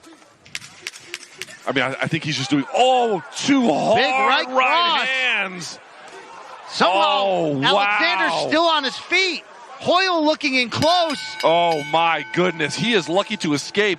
Sanchez was pressing him with his lead hand, pushing him into the rope, so then he's bouncing into the punch. And that'll do it. Yeah. Referee Robert Hoyle waving off the fight at the conclusion of round 4. A stoppage victory for unbeaten rising contender Frank Sanchez, but Luke Thomas not without a little drama on the way there. Let's see this final finish here. He gets him with the jab, stops him and freezes him, uses that. Look at that frame. He's going to push him into the ropes with the left. Watch, push, bang, right behind it. So that he ricochets into the punch and not only holds him there, it ricochets him back up. By the way, I am totally okay with the stoppage. Was it the corner or was it the ref? What I'm trying to jump in and tell you is that the corner was waving off the fight during this sequence from Frank Sanchez. Referee Robert Hoyle didn't notice them because he's focusing certainly on the reaction from Alexander. But in the final seconds, you may be able to see it from this view, the corner of Alexander had seen enough. Yes, I see it now. Sending the commission member with the towel to the ropes. By the way, I commend Alexander's corner for stopping it. He did not need to take any more punishment. Frank Sanchez is a very talented guy. He was going to probably win this in all likelihood anyway. Save your guy the beating. He will live to fight another day. Good call by Alexander's corner. The 31-year-old Cuban Flash Frank Sanchez now 23-0 with 16 KOs. And we talked about it up front. He's already passed the big sort of breakthrough test. He had that big fight with F.A. Ajagba. It does feel now like it's time to get to that title picture, get to that highest level, and find out what he can do. What are we waiting for? I would imagine not a lot of guys are chomping at the bit to fight Frank Sanchez. Also a big part of it when you've got a Cuban school skilled boxer with fast hands, big pop. It's like, let me see. He's got Cuban amateur background, and he's fast, and he's huge, and he's powerful. Yeah, I can understand why guys don't want to fight him, but this is the time. He is absolutely and unequivocally ready for the deeper end of this talent pool. We've already seen him against some of those names, and he's done quite well. I'm hoping to see more. Well, Sanchez entered this fight ranked number 4 by the WBC. Ladies and gentlemen, the end comes at the 4th round as the corner called a stop to this contest. Therefore, your winner by TKO, and now the WBC Continental America's heavyweight champion, Frank the Cuban Flash Sanchez. Well, if Sanchez came in ranked number 4 in the WBC, a knockout victory like this can only help his chances to get closer to that very crowded title picture atop. When we talk about big news this week ahead of Canelo Charlo, the revelation that we will see a heavyweight 4-belt undisputed championship fight looks like scheduled for December. Although, of course, between unified champion Alexander Usyk and WBC/lineal king Tyson Fury. I certainly expect that as well. However, Francis Ngannou yesterday on social media expressing great surprise that a fight would be booked potentially 2 months after his own. Just something to watch. Yep, that's all I'm Tyson saying. Fury does have this sort of crossover, circus, carnival, let's see what it is, opportunity there against the former UFC heavyweight champion Francis Ngannou. That's in October. We'll see what happens in December, but does Frank Sanchez belong in this larger title picture? I think he does. I mean, again, he was fighting a guy who was not necessarily directly on his level, although, again, that first round shot he put on Sanchez's chin, fantastic. But the thing I want to say about Sanchez, I mean, look at the way he finished, framing off the guy on the ropes so that he's pushing back into you and then drilling him with your heaviest shot. It's kind of mean. It's a little bit sadistic, if I can be honest with you. Let's get that guy in front of somebody who can give him a great and interesting challenge. I take my hat off to Alexander for being here tonight, obviously, but I want to see Frank Sanchez against some of the bigger names in this division, because I got to tell you, I think he might have something for him. We shall see. It's not just Usyk and Fury at top. There's still Anthony Joshua, Deontay Wilder, Andy Ruiz, among many others in this extended renaissance period of the heavyweight division. But 3 fights on our Showtime pay-per-view countdown show complete.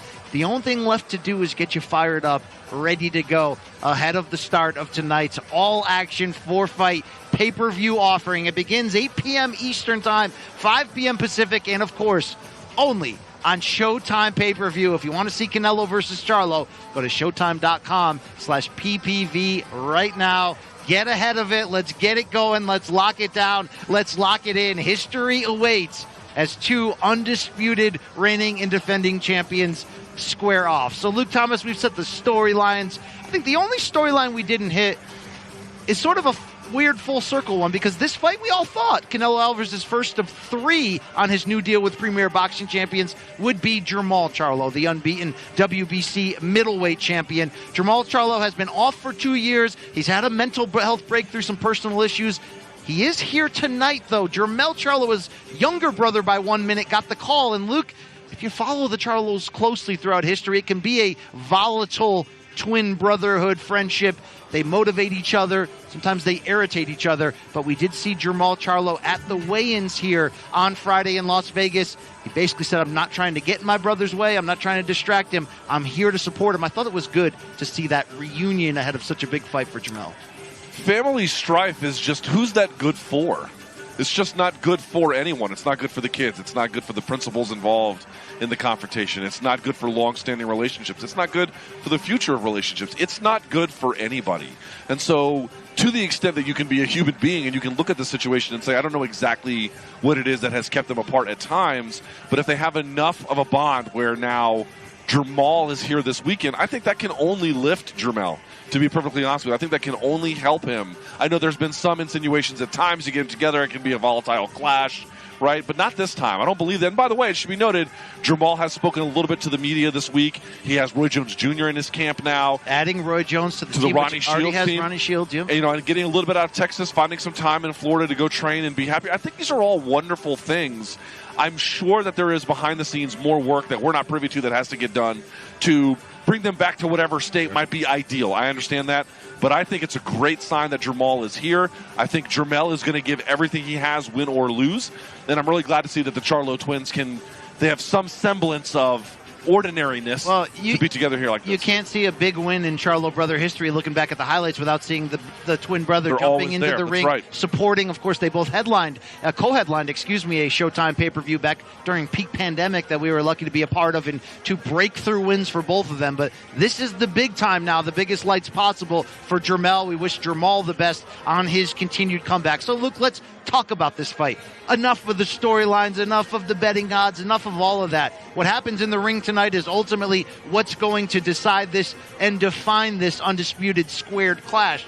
So what do you need to see early from, let's start with Jermell Charlo, that may give you an idea of he's on pace to maybe making this upset possible? Stick it and moving. Stick it and moving is going to be absolutely critical. The lateral movement is going to be very important for Jermell Charlo, and how that works with his footwork is going to be really important too, right, BC? Because if you're trying to move laterally, you're going to have a more squared stance, so you can move left to right. If you're going to have a more combative stance, a more bladed stance, you're going to have to be a little bit more off at an angle. It's going to be harder to move. And so negotiating the space between them as Canelo bears down on you, stopping him with your jab, getting off at the right angles, moving around, setting traps, being consistent with the jab as well, BC, I think is going to be important. But it's all going to come down to footwork from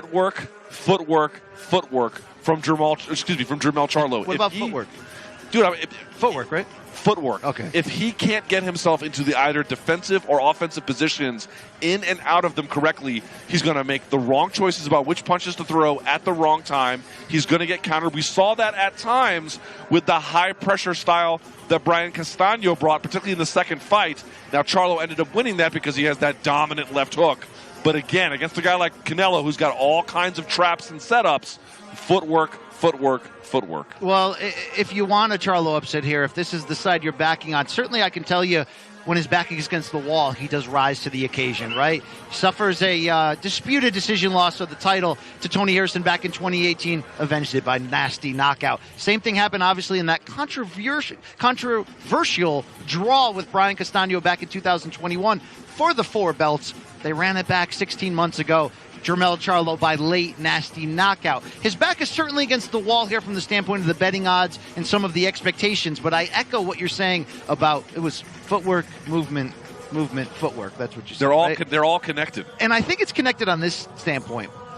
Both fighters can fight, for the most part, many different styles. I think Jermell, let's give him credit, he's kind of become a little bit of a poor man's Canelo at some points in his rise of late in the standpoint of being a very effective one-punch counterpuncher.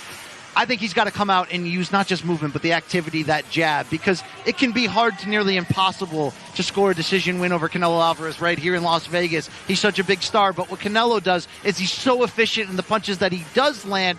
He lands them clean. He lands them big.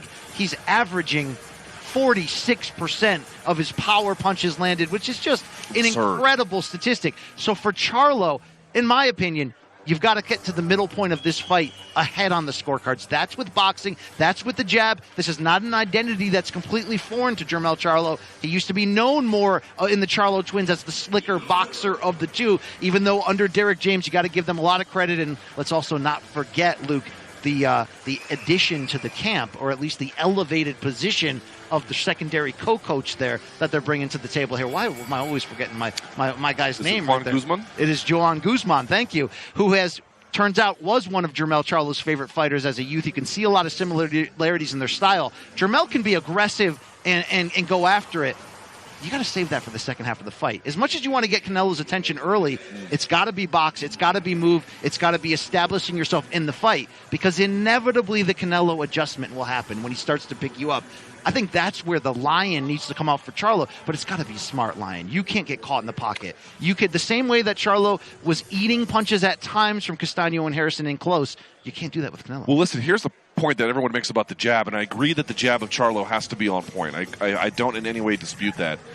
But this is why, I mean, footwork is so important to the jab. He's got to be doing it in the right position with the right timing.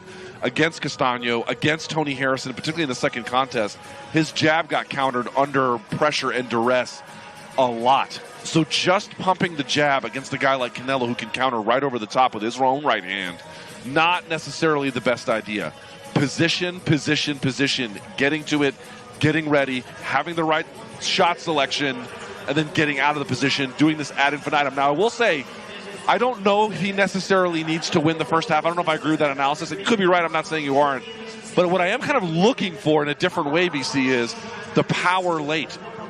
To this point, both Canelo and Charlo are guys whose power carries late. But, of course, that for Charlo, that 154 power, what's that going to look like at 168? Is the power going to be there when he needs it? We talked to Stephen Bredman Edwards. He's like, Charlo has the clutch gene. But, again, the clutch gene at 154, does he have it at 168 against a guy with a rock legendary chin? Well, I think big task. The other element of footwork, before we get into the Canelo side of it, is whether or not you believe that Canelo at 33, 2 months younger than Jermell Charlo, I have to remember that sometimes, whether or not you believe that the mileage of his long career, 60-something fights, has more knockouts than Charlo has pro appearances, he did fade in all 3 of those fights. 2 wins and 1 defeat. In the second half, his punch output went down. Okay, maybe he's repaired that with a healthy hand and a full training camp. But I think if you're Charlo, the movement has to be toward the idea of outworking him, because you can't come in here, you cannot come in here thinking you're going to knock out Canelo Alvarez. Never been down as a pro, and as we established earlier, has walked through some of the biggest punchers across multiple divisions that any star elite fighter has faced. But can you outwork an aging fighter? Because sometimes it can be hard to fight that full 3 minutes. We're asking Charlo to put on a heavy pace, but also swim and not get wet, which is a difficult proposition. Right. We'll see if he can do it. He certainly has the backbone to stand in there should this thing get hairy late. But on the flip side, Luke, for Canelo, is it just about adjusting to everything that Jermell Charlo does, or do you see a more direct start and something he's aiming for? Pressure. Charlo gives up space to get his back on the ropes relatively easily. Harrison was able to put him there. At times, Rosario was able to put him there. Castano had him there for long stretches of the bout. You would imagine, now Harrison's obviously very, very crafty, but you would imagine if those guys can get him up there, Canelo will be able to as well.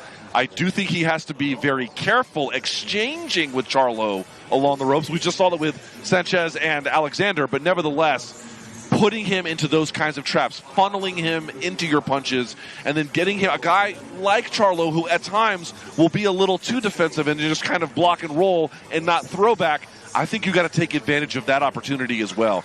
Pushing Charlo around, funneling him into the ring post, funneling him into your power side, scoring, getting out, rinse, repeat. Both of these fighters average 10 punches per round less than the super middleweight average. Low output guys, high efficiency.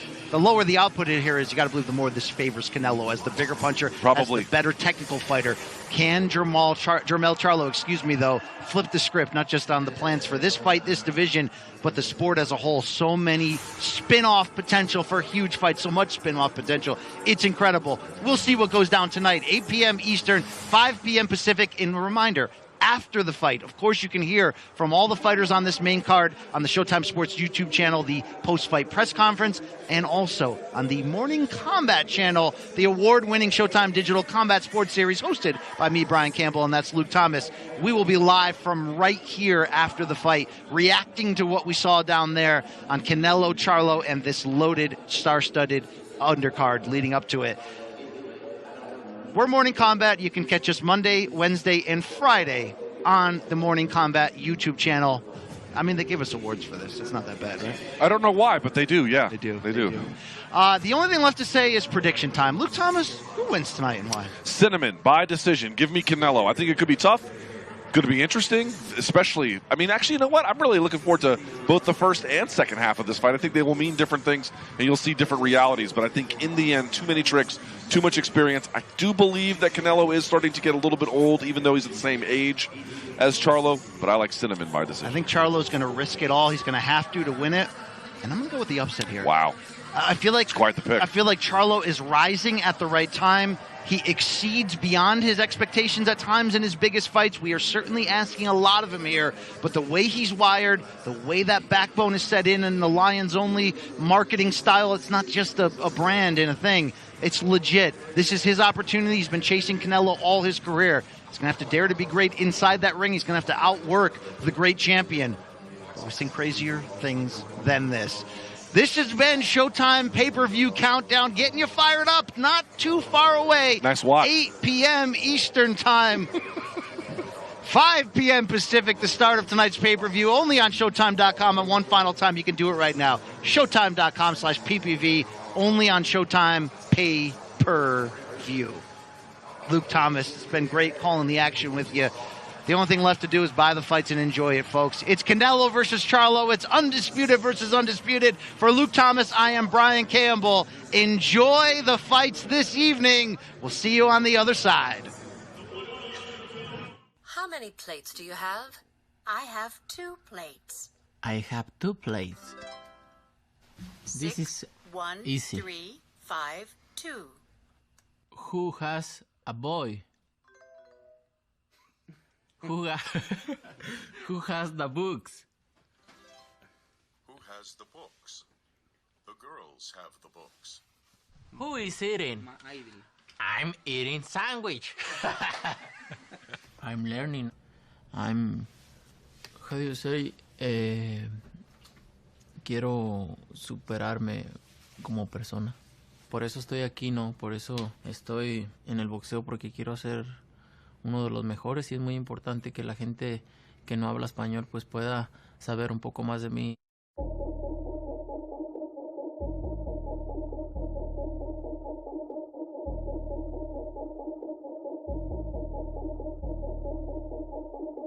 Imagine reaching the pinnacle, being an undisputed champion and/or an icon, even learning a second language. Don't miss my fight live on FIP, baby. Fuck you, motherfucker! And still being unsatisfied. I do it for me and I do it again. Boxers, the skilled and fortunate ones, they win, seize belts, make history. The coronation is complete!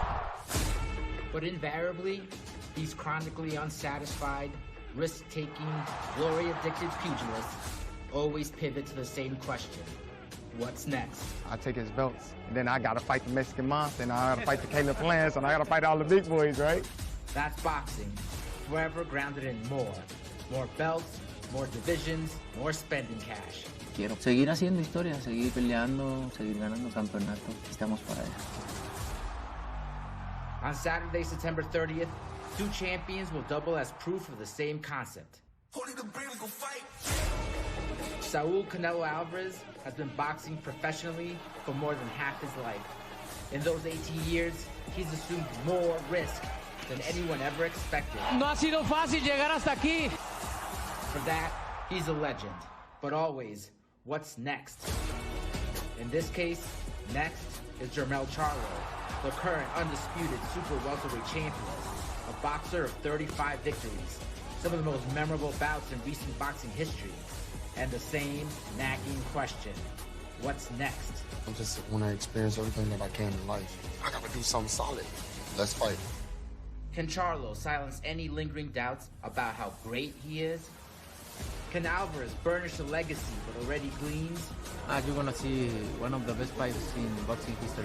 Either way, the unrelinquishing hunger that drives these champions means the boxing world gets more. There you go. El 30 de septiembre vamos a ganar y seguir haciendo historia.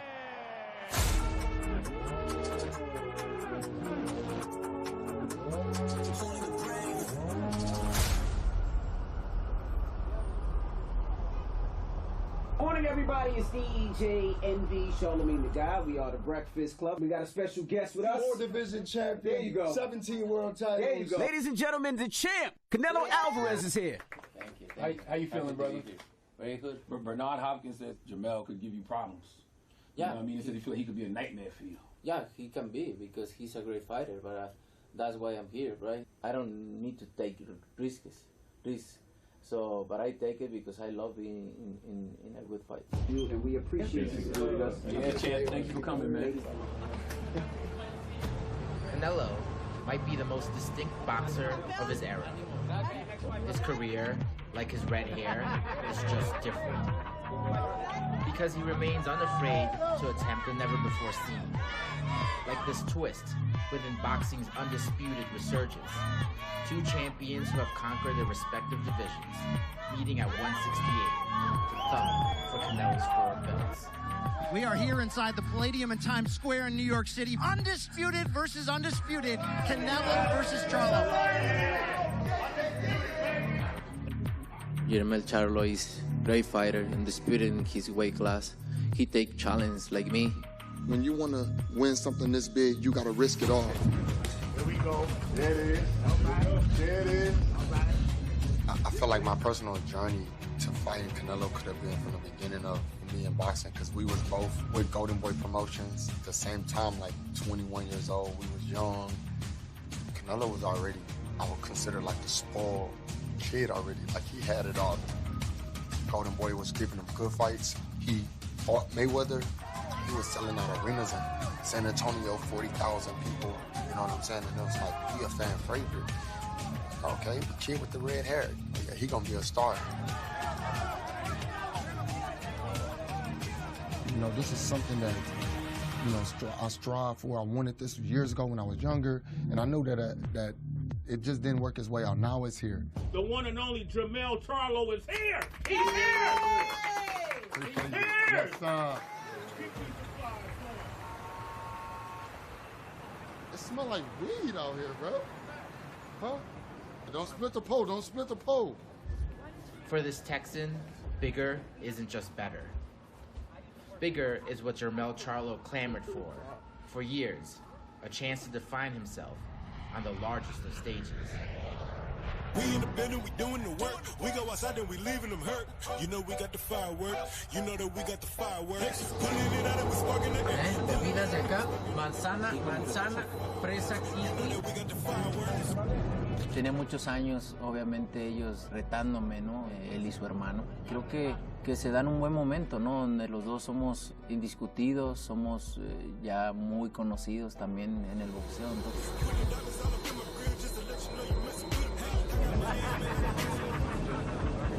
It's exciting, it's fun, it's dope. Canelo is a legend in boxing, and I'm a legend myself. The world of boxing, chilling with the pilots. That's dope. Oh yeah. Yeah, NA from H-Town. Hey, LA, we on the way, baby.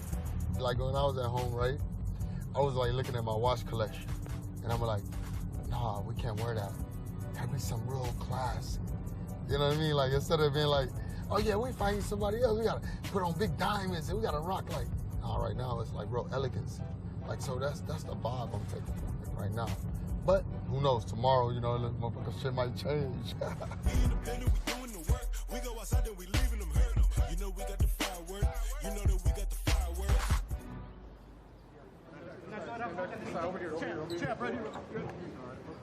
We've been interviewing for about 13 years, and you look maybe 2 years older than the first time. What are you most proud of? Everything. Boxing is hard. Boxing is hard, and being the top for 13 years now, I'm proud about that because it's not easy. Canelo Alvarez has lived at the pound-for-pound summit for so long that it became something of a permanent address. Thank you so much. In fact, September 30th falls close to the 10th anniversary of his first pay-per-view headliner. The veteran knows that, while press tours promote, intimate vantage points give new reads on opponents. Siempre he hablado mucho y ha tratado de ser así como muy rudo, como muy bravucón. Jermell Charlo. Pero no, llegó en un tono más tranquilo. I got the call, there's nothing that I can say other than jump on it, let's go and let's get it.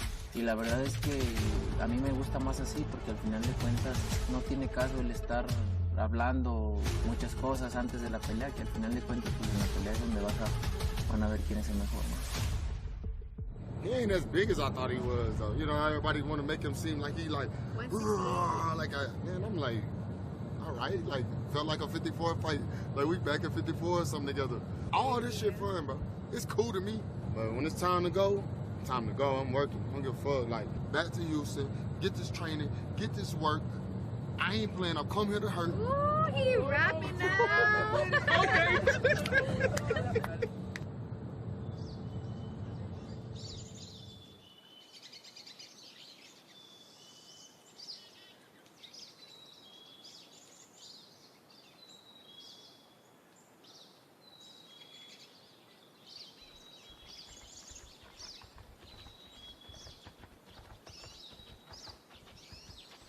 Ya habíamos hecho campamentos en la altura.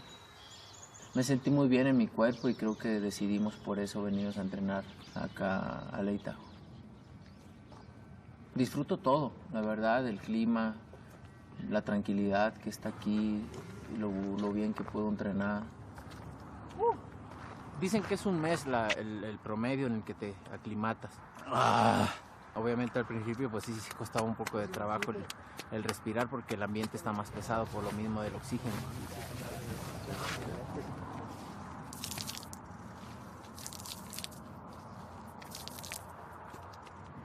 Eres una pinche pistola tú, Carmen. Échale ganas, cabrón.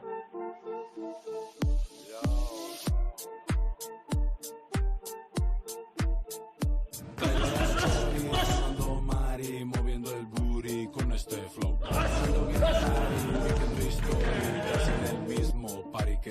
This camp marks Canelo's 64th as a professional boxer. And while demanding undersells his grind, consider the old adage. If passion drives your work, work becomes a joyous pursuit. Muchos te lo mueven y tú quieres esta shorty shorty. Se ve que tú tienes la intención de pegar por culeadón y si no es en el pistón, no. Amo el boxeo, amo lo que hago, disfruto mucho lo que hago y eso es lo que me mantiene motivado. After recent victories, Canelo donned crowns. His adopted habit, indicative of long-held legendary status. King Canelo, they call him. The moniker just as indicative and just as earned. Canelo! In just 11 months, Canelo dominated the super middleweight so thoroughly, he cleaned the division out. The red-headed rampage started in December 2020, when Canelo confronted Caleb Smith, the undefeated owner of the WBA title. Detaching Smith's left bicep to grab his belt and the vacant WBC title, right off the bat, the King was halfway home, and it wasn't even 2021 yet. Next, Avni Yildirim proved a quick and easy title defense. By early May, Canelo was back in a unification fight against Billy Joe Saunders. Canelo handed out a fractured orbital bone. Saunders handed over belt numero 3. The coronation was held in November, when Canelo completed a divisional thrashing, adding a technical knockout of Caleb Plant in the 11th round. Plant goes down! The coronation is complete! All hail King Canelo! He peleado muchísimas peleas de campeonatos mundiales, he ganado muchos campeonatos mundiales, subir y bajar de peso. He hecho mucha historia. Estoy muy orgulloso, ¿no?, de lo que he logrado. He wants to be considered one of the all-time greats. Period. Full stop.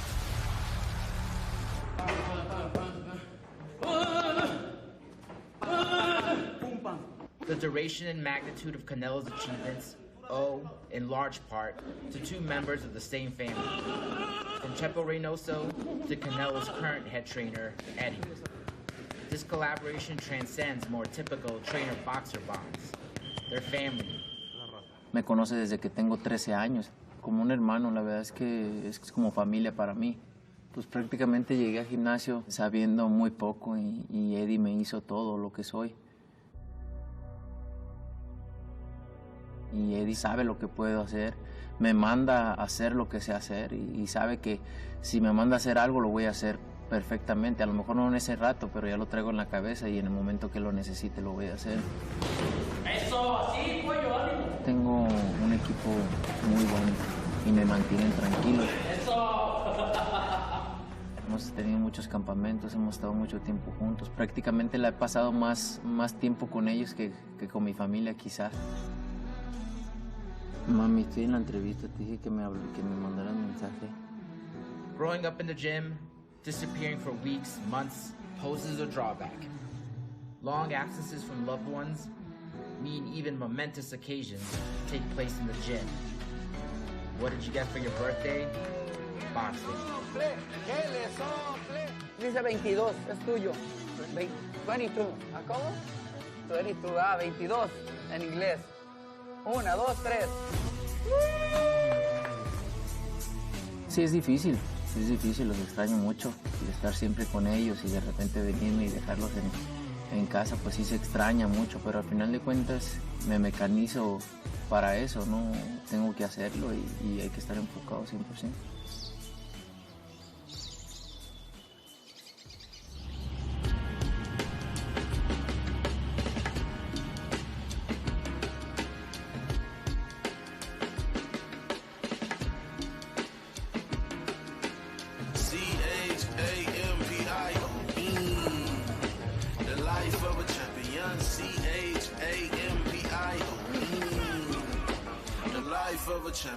Hey, All Access, y'all already know how we coming.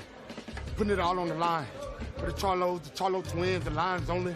Y'all know what it come through. Texas 8 times, y'all know what it is. Check in with your boy. We're gonna get crazy on this All Access. Putting it on the line, baby. The start of Jermell Charlo's camp takes place away from his hometown in Houston, where he regularly trains. That's because Derek James, the reigning trainer of the year, is in Vegas alongside Errol Spence for the fight against Bud Crawford. But instead of delaying any, Jermell hopped on the plane with family in tow. Hey, we're ahead of time. We stay working. We don't stop working. We're ahead of time. It's a late night grind, so, you know, I'm gonna shine, you dig? I got a big thing. I visualize me winning this fight. I visualize how I'm gonna win it. But this that fight. This is my moment to make non-believers believers. I'm the underdog. That gotta give you that fire. That gotta put a chip on your shoulder. It's a thrill to me to go prove all the haters and the doubters wrong. The hunger for recognition in the sport of boxing is universal. But the road to becoming an undisputed champion is singularly long and arduous, with plenty of bumps along the way. And here comes Castano. And Charlo now unloading on Castano. In July of 2021, Charlo held 3 of the 4 belts in the super welterweight division. Holding the 4th was Argentine Brian Castano. Tough right hand by Castano. Charlo firing back. A night that was meant to be a coronation for Charlo turned out to be a thrilling bout that resolved nothing. The decision is a split decision draw. Both fighters retain their titles. I didn't close out that fight with a knockout. If I'd have knocked him out or I'd have dropped him maybe one time, I think that I would have got that fight. And so I had to. I had to drop him. 10 months later, the rematch was a violent brawl, with both men taking significant damage. It wasn't until the 10th round that Charlo finally offered some provocation. Jermell Charlo rules the 154-pound division. The fashion of the win makes a difference. That's on the back of my mind in this fight right here. If it's in the judges' hands, it's like I'm putting a stress on myself. I feel like I have to have this in my hands. Hands gotta leave fast as you can. Let's go. 1, 2. You can touch your chest if you want in the air. I know moving up in the weight division, jumping up 2 weight classes could be risky. But I feel like if I gotta go to 160, there's some champions there. There's some good fights to be made. But you look a little bit further back in the ocean, you see Canelo. Why not go take that boat out a little bit further? There I land that big fight. Come on, 5 more. 4. I didn't really like it at first. 2. You know, at one point I kind of felt like, damn, I'm slower. Explode. So I had to figure out how to continue to keep my speed as well as be strong. 2. it's all about throwing that punch. You want to be great. It ain't going to take just winning everything at 154 and defending the titles. It's not about that. It's about trying to move to another level. I'm strong. I feel fast. I'm in my top peak of my prime. I done won undisputed, and I'm still hungry. I'm hyped up. I'm always going to be hyped up. I'm full of energy. I got some people to feed. We all so starving. We want this moment. And I don't like to use that word starving because we don't hurt for nothing, but we starving in this motherfucker. Ah, get him. He fall off. He's not going to sit on your stomach. It's been a journey just to try to win undisputed. It felt amazing. I had my children there. Yeah. It'll be amazing to have all my belts at 54 and all the belts at 168 at the same time and be able to choose who I fight next and put on entertaining fights and show you that I know the business of boxing and promote my fights and have the respect from different fans, from different countries. Yo, it's everything.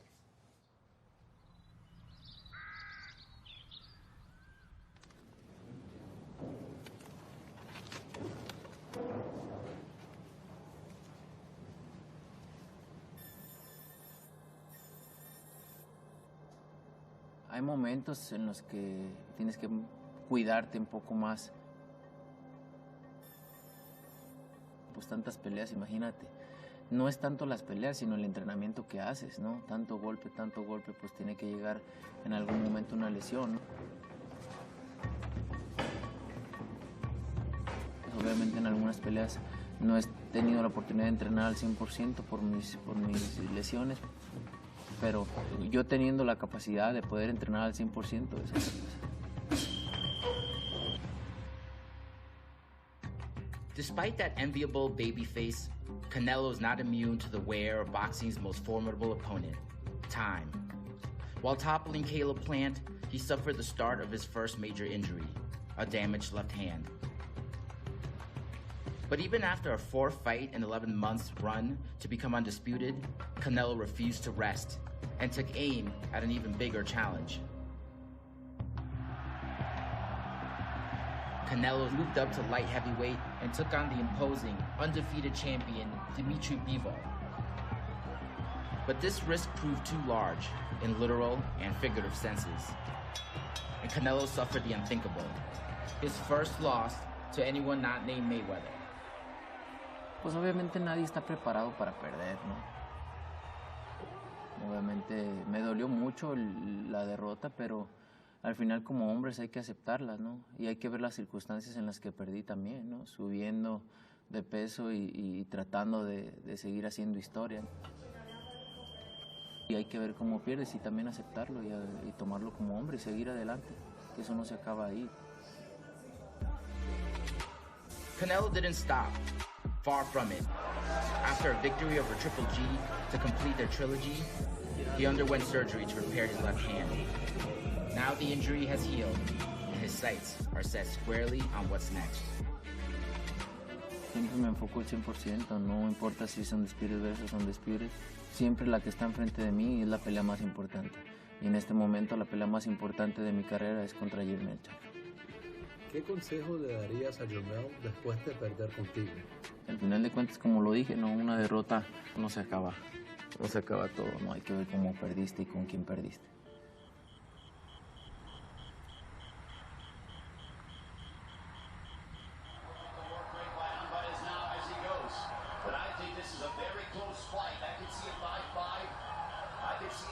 I could beat this motherfucker.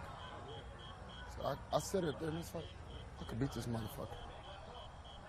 Canelo ain't got it like me, like the man of the boxing world, the face. I just felt like at that moment, like he wasn't doing it. Mira. You see? You can do this with me, Charlo. Nah. You know, like, I think like a good style for you. Canelo, you make a good style. Yeah. I use that ring better. Yeah.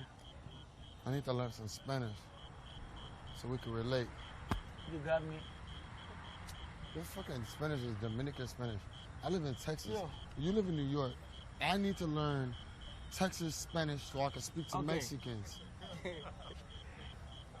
Uy. Uy.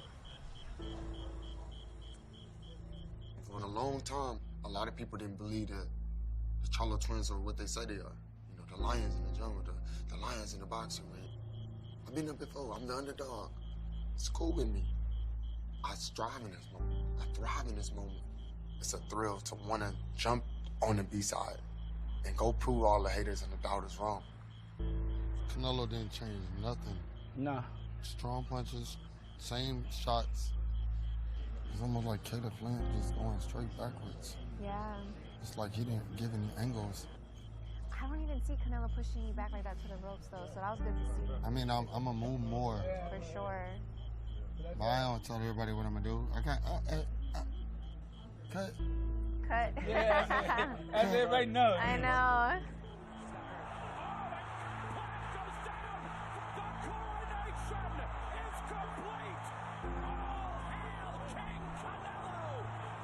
Fan favorite shit. It's cool. Keep screaming. I need that shit. I'm fucking with a different animal right now, though. We got the same thing. We both got undisputed. Undisputed is like when you really can consider yourself the king of that division. It's one of the greatest achievements and accomplishments. Somebody asked me what my best moment in boxing has been this moment right here. It's my favorite punch. Bing, bing, walk it out. Oh my God. My favorite punch, you like it. To become the first undisputed champion in 154 and do it by knockout has to be by far the best feeling that I've felt so far. Making history feel good. I've done that before. And now to try to become undisputed in two different weight divisions is like far above my mental capacity. But I'm feeling like at this moment I'm expanding that balloon and it's going pop. I need all that. It's fucking good. I'm gonna tell you, I want it over here. That's good. I need an extra special belt. Canelo going down.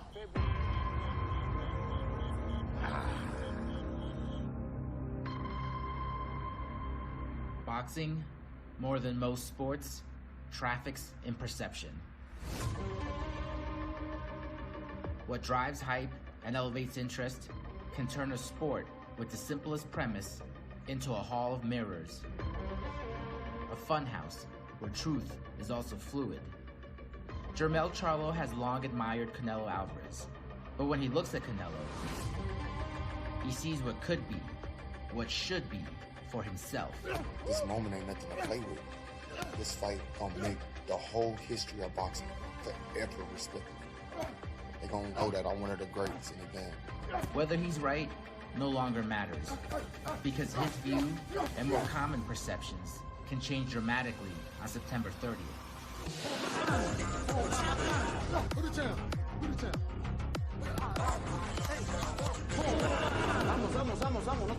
Canelo has what Charlo wants. Respect, admiration, an entire country firmly in his corner. If Canelo is a model for what Charlo believes he deserves, Canelo now presents Jermell with a solution, a way to close the gap. Come at me, topple the king, and enter my orbit. Boxeo es lastimar lo más que se pueda a tu rival, y eso es lo que uno trata de hacer desde que suena la campana, y así será.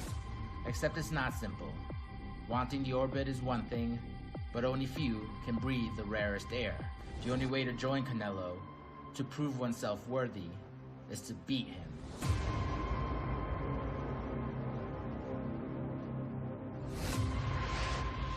On Saturday, September 30th, Canelo Alvarez will face Jermell Charlo for the undisputed super middleweight title. Yeah. Accidents never happen if there's reason for our purpose. I look inside my worth and saw no frankincense or myrrh since gold was only left. I brought that power with my voice. I just hope you do the same shit with yours. Know I'm a bloom from the effort that I poured in. Ain't finished pouring my will, top of the hill. Know the competition, luring and plotting. I'm up before the eggs inside the pan. You niggas rotten, sleeping all the time. Ain't no reason to be slouching. To worry about the victory instead of learning practice. My mind can't even recognize what I accomplished, cause I'm still not in everyone's top 10.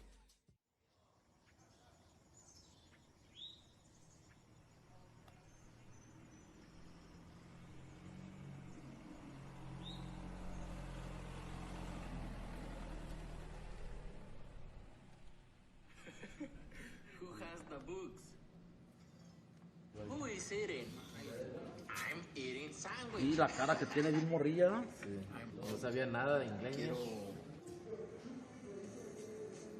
Mira el pelazo, mijo, que tenías, viejo. Valió madre. Lo tenía más rojo. No, más rojo. Mira, güey. Mira, ahí jugábamos. Me chingó con 5. Es cabrón su hijo, ¿eh? Es cabrón su hijo, José. No más que hay que dejar que gane el campeón porque se enoja. Ay, sí, me dejaste, güey. Canelo, que hoy por hoy yo creo que es la figura más importante del boxeo mexicano. Ahí, en esa conferencia de prensa presentaron el cinturón diamante. Pues ibas a pelear lo dije en la conferencia, ojalá algún día yo tenga la oportunidad de pelear de ganar un cinturón diamante y ese. Lo iban a pelear Miguel Ángel Cotto contra Pacquiao, creo. Y dijo un periodista, ni en tus sueños, por allá atrás gritó, exclamó. Y no lo ganó. No gané uno, gané varios.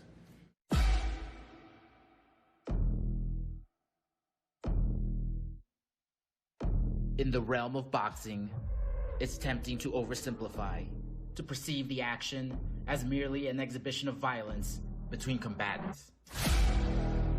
But do that and miss a profound truth about the sport.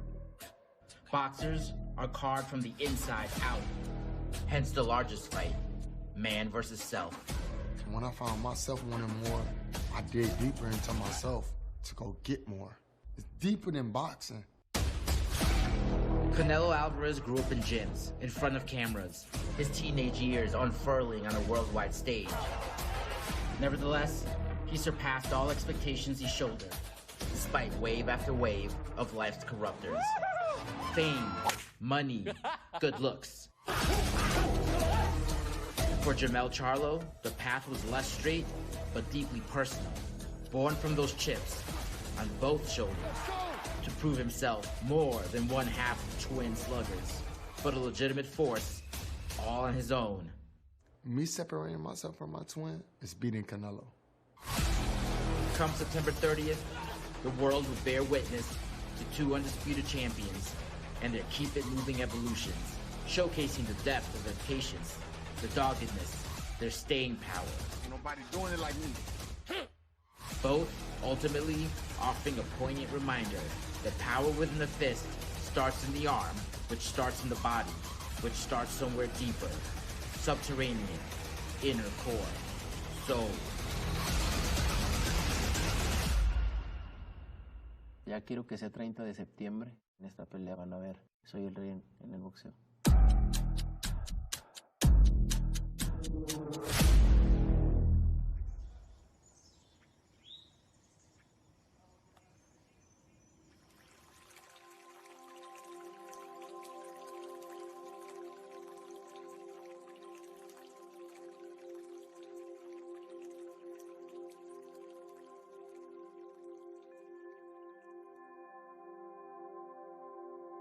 Fíjate que este campamento creo que es uno de los mejores campamentos que he tenido en todos los sentidos. En mi tranquilidad, en la manera de entrenar, en que estoy al 100% entrenando. Eso me mantiene enfocado en lo que es la pelea, ¿no? Y con una confianza también para la hora de la pelea. Thank you so much. You're welcome. Okay. Take care. Thank you. Es un peleador que pega, que sabe boxear muy bien, que sabe utilizar su distancia y eso lo hace peligroso. Pero mi experiencia, mis habilidades boxísticas van a salir avante, eso es lo que estamos pensando y para lo que estamos entrenando también.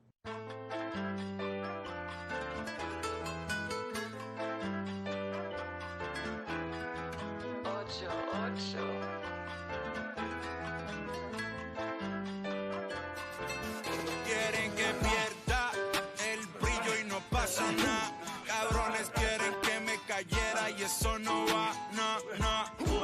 Bendición de mi mamá. Salimos a la calle tranquilo y no pasa nada. Hola. La Be, vas a ver, Beba, llegaste tarde, hija. Me ibas a ayudar a entrenar a tu padre, hija.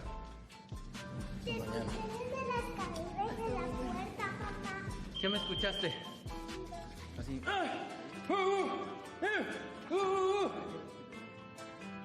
Ser papá obviamente es de las mejores cosas, ¿no? Mis hijos traen alegría a cualquier lado que esté. Me ven entrenar, me ven hacer sparring, saben que es mi trabajo. De repente mi hija se pone nerviosa y empieza a llorar en la pelea y ese tipo de cosas, pero lo único que le digo, no pasa nada. O sea, ese es mi deporte, es mi trabajo y para eso entreno. Papá, mírate tú solo. Te estoy grabando. Adiel, mi hijo, tiene 5. Él dice que quiere ser boxeador, que quiere ser peleador. De hecho, se siente peleador. No, llegó un momento donde me dijo que cuándo iba a pelear en Las Vegas. Entonces le dije, no, pues ya que seas mayor de edad, vas a pelear en Las Vegas. Vamos a ver cuando reciba el primer golpe, a ver si le sigue gustando. Y obviamente en mi casa soy Saúl siempre. No, obviamente ya en mis peleas, pues soy el Canelo. Pero para mi familia soy Saúl. Y trato de ser la misma persona donde quiera que esté con mi familia. Me siento muy bien, es la mujer de mi vida. Para mí es como conocer a Canelo y conocer a Saúl y pues, disfrutar de las dos personalidades, que Canelo es un hombre serio, es un hombre pues disciplinado, y la parte de Saúl, que es de papá o de esposo, pues es cariñoso, chistoso, entonces pues me enamora más pues ver las dos partes, conocer las dos partes de él.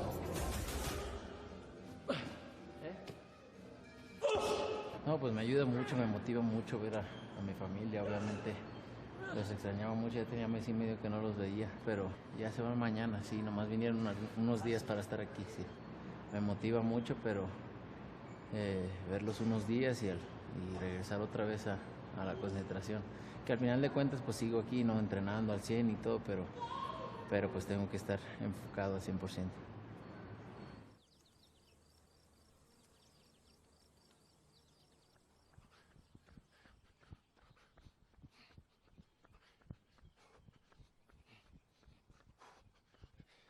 Y'all better not have me on there breathing like Earl Spence. Earl Spence was in that bitch. I don't want that. I'm calling our directors. I'm calling out all the directors. He went for a run, he was breathing. Hell no. Yeah. I'm be a lion in the house. Pay-per-view. SHOWTIME. Canelo, I won it. I feel like my mood going into this fight, I'm real relaxed. I get to showcase my skills and my talent. You gotta enjoy this shit. My training camp is in Houston. You know, I want my camp to be where I'm relaxed at, comfortable at. Well, they got a fat-ass crib right there. I'm closer to my family. I got an 11-year-old daughter. She get taller than me, bro. You need to shrink down. 14-year-old son, a 2-year-old running around the house. Those kids, they my teammates. The world don't get to understand what we really doing. They don't understand the dedication that's put in on a daily basis. We on the grind. We chilling with the family. The baby's swimming. He got floaties on, so he's safe. This is a part of camp. This is a part of life. This is a part of dedication and determination that you gotta have. You gotta sacrifice a little bit. I be hearing the little fighters say, sacrifice. That sacrifice that they talking about is not the sacrifice that they really mean it. Sacrifice from your family and your girl and your kids when you comfortable. Motherfuckers, wake up. Don't get caught into the word sound good, so we gonna say that. You telling me not to be here for my son because I got a fight coming up? This don't get put on hold. This gonna be every day. This is my motivation. This is my inspiration. They gotta grow up and realize what we on. Round here, if it smell funny, onions getting peeled. Round here, if it smell funny, onions getting peeled. Round here, if it smell funny, get your onions. Is that the Hoochie Daddy's on? Hoochie Daddy. You say something like that? Was out in the field since I was little. Never been house cat. For Jermell Charlo, home is no doubt a source of strength. He recognized that early, opening the Charlo Boxing Club in his hometown in 2015.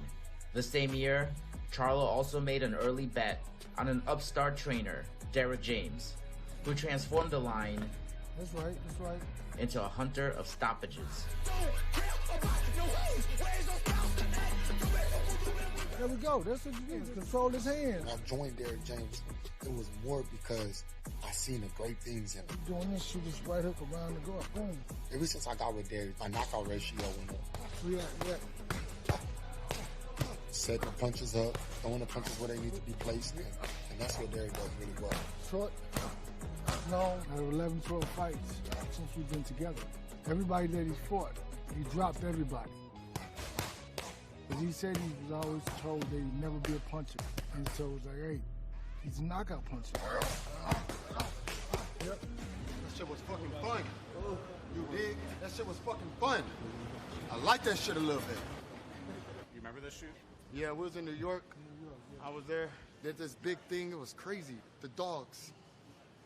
The best of the best. The NFL of boxing. The NBA of boxing. The all-time greats. A lot of people on that motherfucking thing ain't there to boxing no more.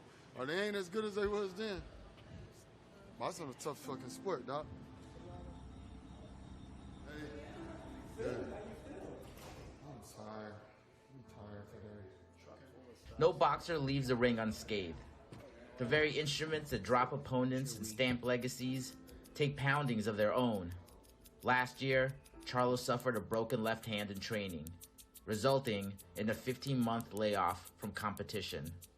My hand felt like it was bleeding like a balloon. Something wasn't right. I felt like so restricted in life when I broke my hand that I couldn't do nothing. Man, that feeling is the worst feeling that you can ever go through as a boxer. These are my money makers. I gotta protect them. Every little pop is pain, okay? And I could take it like a man. It hurt.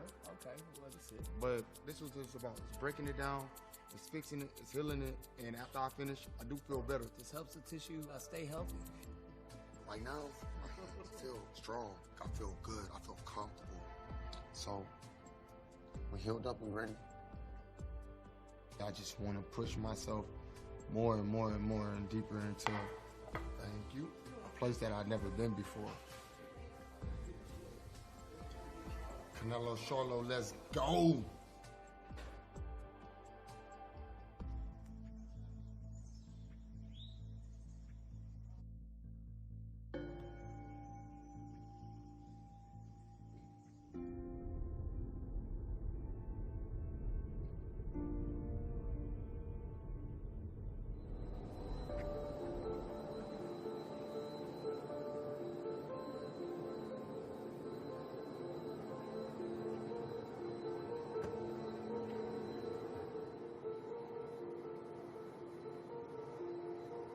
For everyone who ever set aside doing what they want for what they must, there's a shared understanding. It wouldn't be sacrifice if it didn't hurt. Right now, Canelo's must is the same as always, his legacy. With another chance to enhance, barreling closer and closer, Team Canelo has closed ranks, committed to following the blueprint they wrote together more than a decade ago. Que no es fácil perder cosas en el camino, hay que hacer sacrificios y que trabajar, y que al final de cuentas ves lo que se ha logrado y crees que todo ha valido la pena.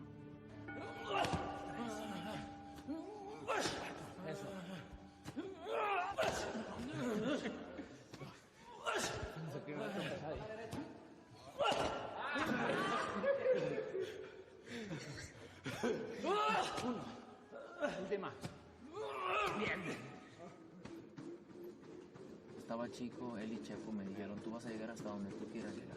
Tú das la pauta para decirnos hasta dónde quieres llegar. Obviamente eso fue un consejo para mí que me abrió mi mente y me abrió esas ganas de estar en el boxeo. Yo siento que es lo que me mantiene motivado en el boxeo. Creo que va a ser una pelea complicada, más los primeros asaltos. Sí, tú sabes, en el boxeo puede pasar todo.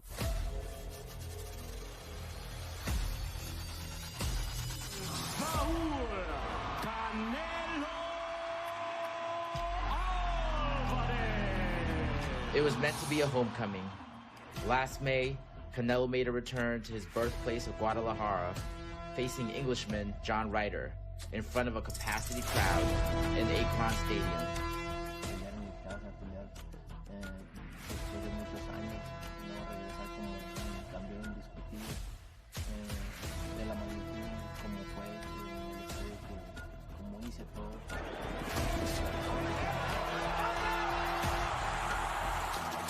Canelo dropped John Ryder in round 5 and battered him throughout, but his performance, relative to the outsized expectations his career created, turned a lopsided victory into, for some, a disappointment, or worse yet, a sign of impending decline.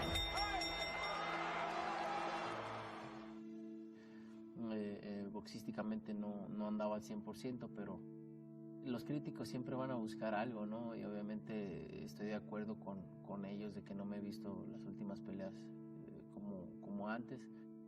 Y no me gusta dar la contra, más bien me gusta demostrar, y en esta pelea pues obviamente van a ver la diferencia de unas peleas a otras.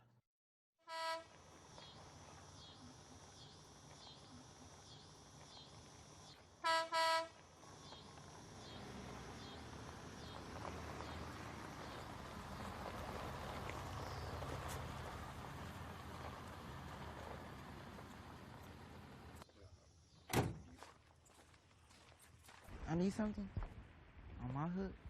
Put them weights on that line.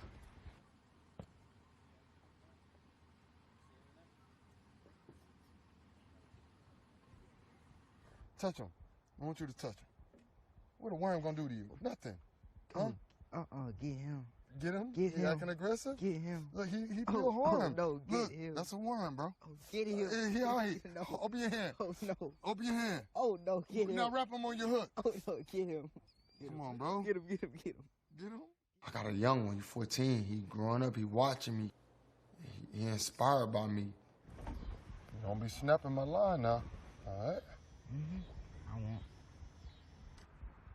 I'm focused on my fight, yeah. But it's important for me to do this so my children can see that I'm dedicated to the task at hand and they not left out. I gotta be there. I gotta be there. Tighten your line up the other way. Yeah, tighten them up. And you're gonna feel a tug. You feel a tug, you know you got something. It makes me a better fighter. It makes me a better man. Boom, now you relax your line. He gonna start thinking. Ting, ting, ting, ting, ting, ting, ting, ting, ting, ting, ting.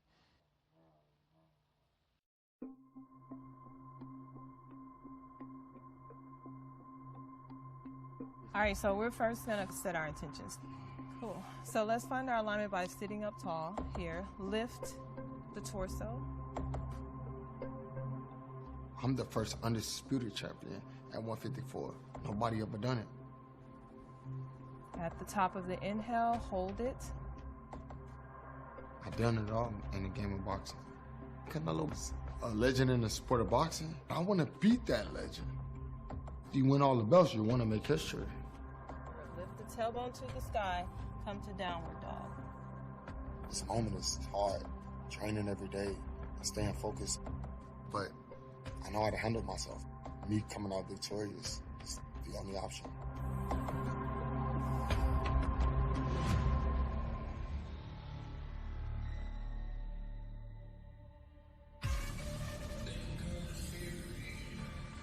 Call it purposeful ego, or defiance born deep. Whatever the impetus, two undisputed share the same superpower, an insatiable desire for more. Still, with these venerable / volatile champions, don't mistake fame or follower counts for anywhere close to complete. Sure, Canelo Alvarez and Jermell Charlo have proven most everything, but what they've proven, more than anything else, is there's always something more to see. Canelo made his boxing bones in the wrist business. His fists, blueprints for money making. His career, one long epic triumph. De retos es lo que me mantiene motivado en el boxeo. Quiero que la gente siempre me recuerde como un gran deportista, como un gran campeón y como uno de los mejores. His opponent believes views of his legacy remain, at least, incomplete. The concept applicable to anyone unknowing or incapable of fully witnessing his greatness. But this lion won't have to rail against perceived injustices much longer. Not when he can answer them, emphatically, inside a boxing ring in Las Vegas on September 30th. I gotta cheer a couple of people that didn't believe that I would be where I'm at. It's not no daring to be great. It's about going to be great. My window wide open right now. And this is my moment.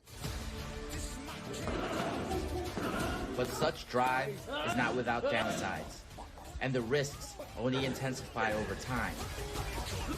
But that's also precisely the point. The hunt is never complete. There's always something more to reach for by anyone with the will and skill necessary to feed insatiable hunger that can never, ever, not ever, be satisfied. On Saturday, September 30th, Canelo Alvarez will face Jermell Charlo for the undisputed super middleweight title. Yeah, when they want you gone, they gon' hire me. I am Top Gun. When they make a plan, I'm the one they run it by. We on different levels, we don't see eye to eye.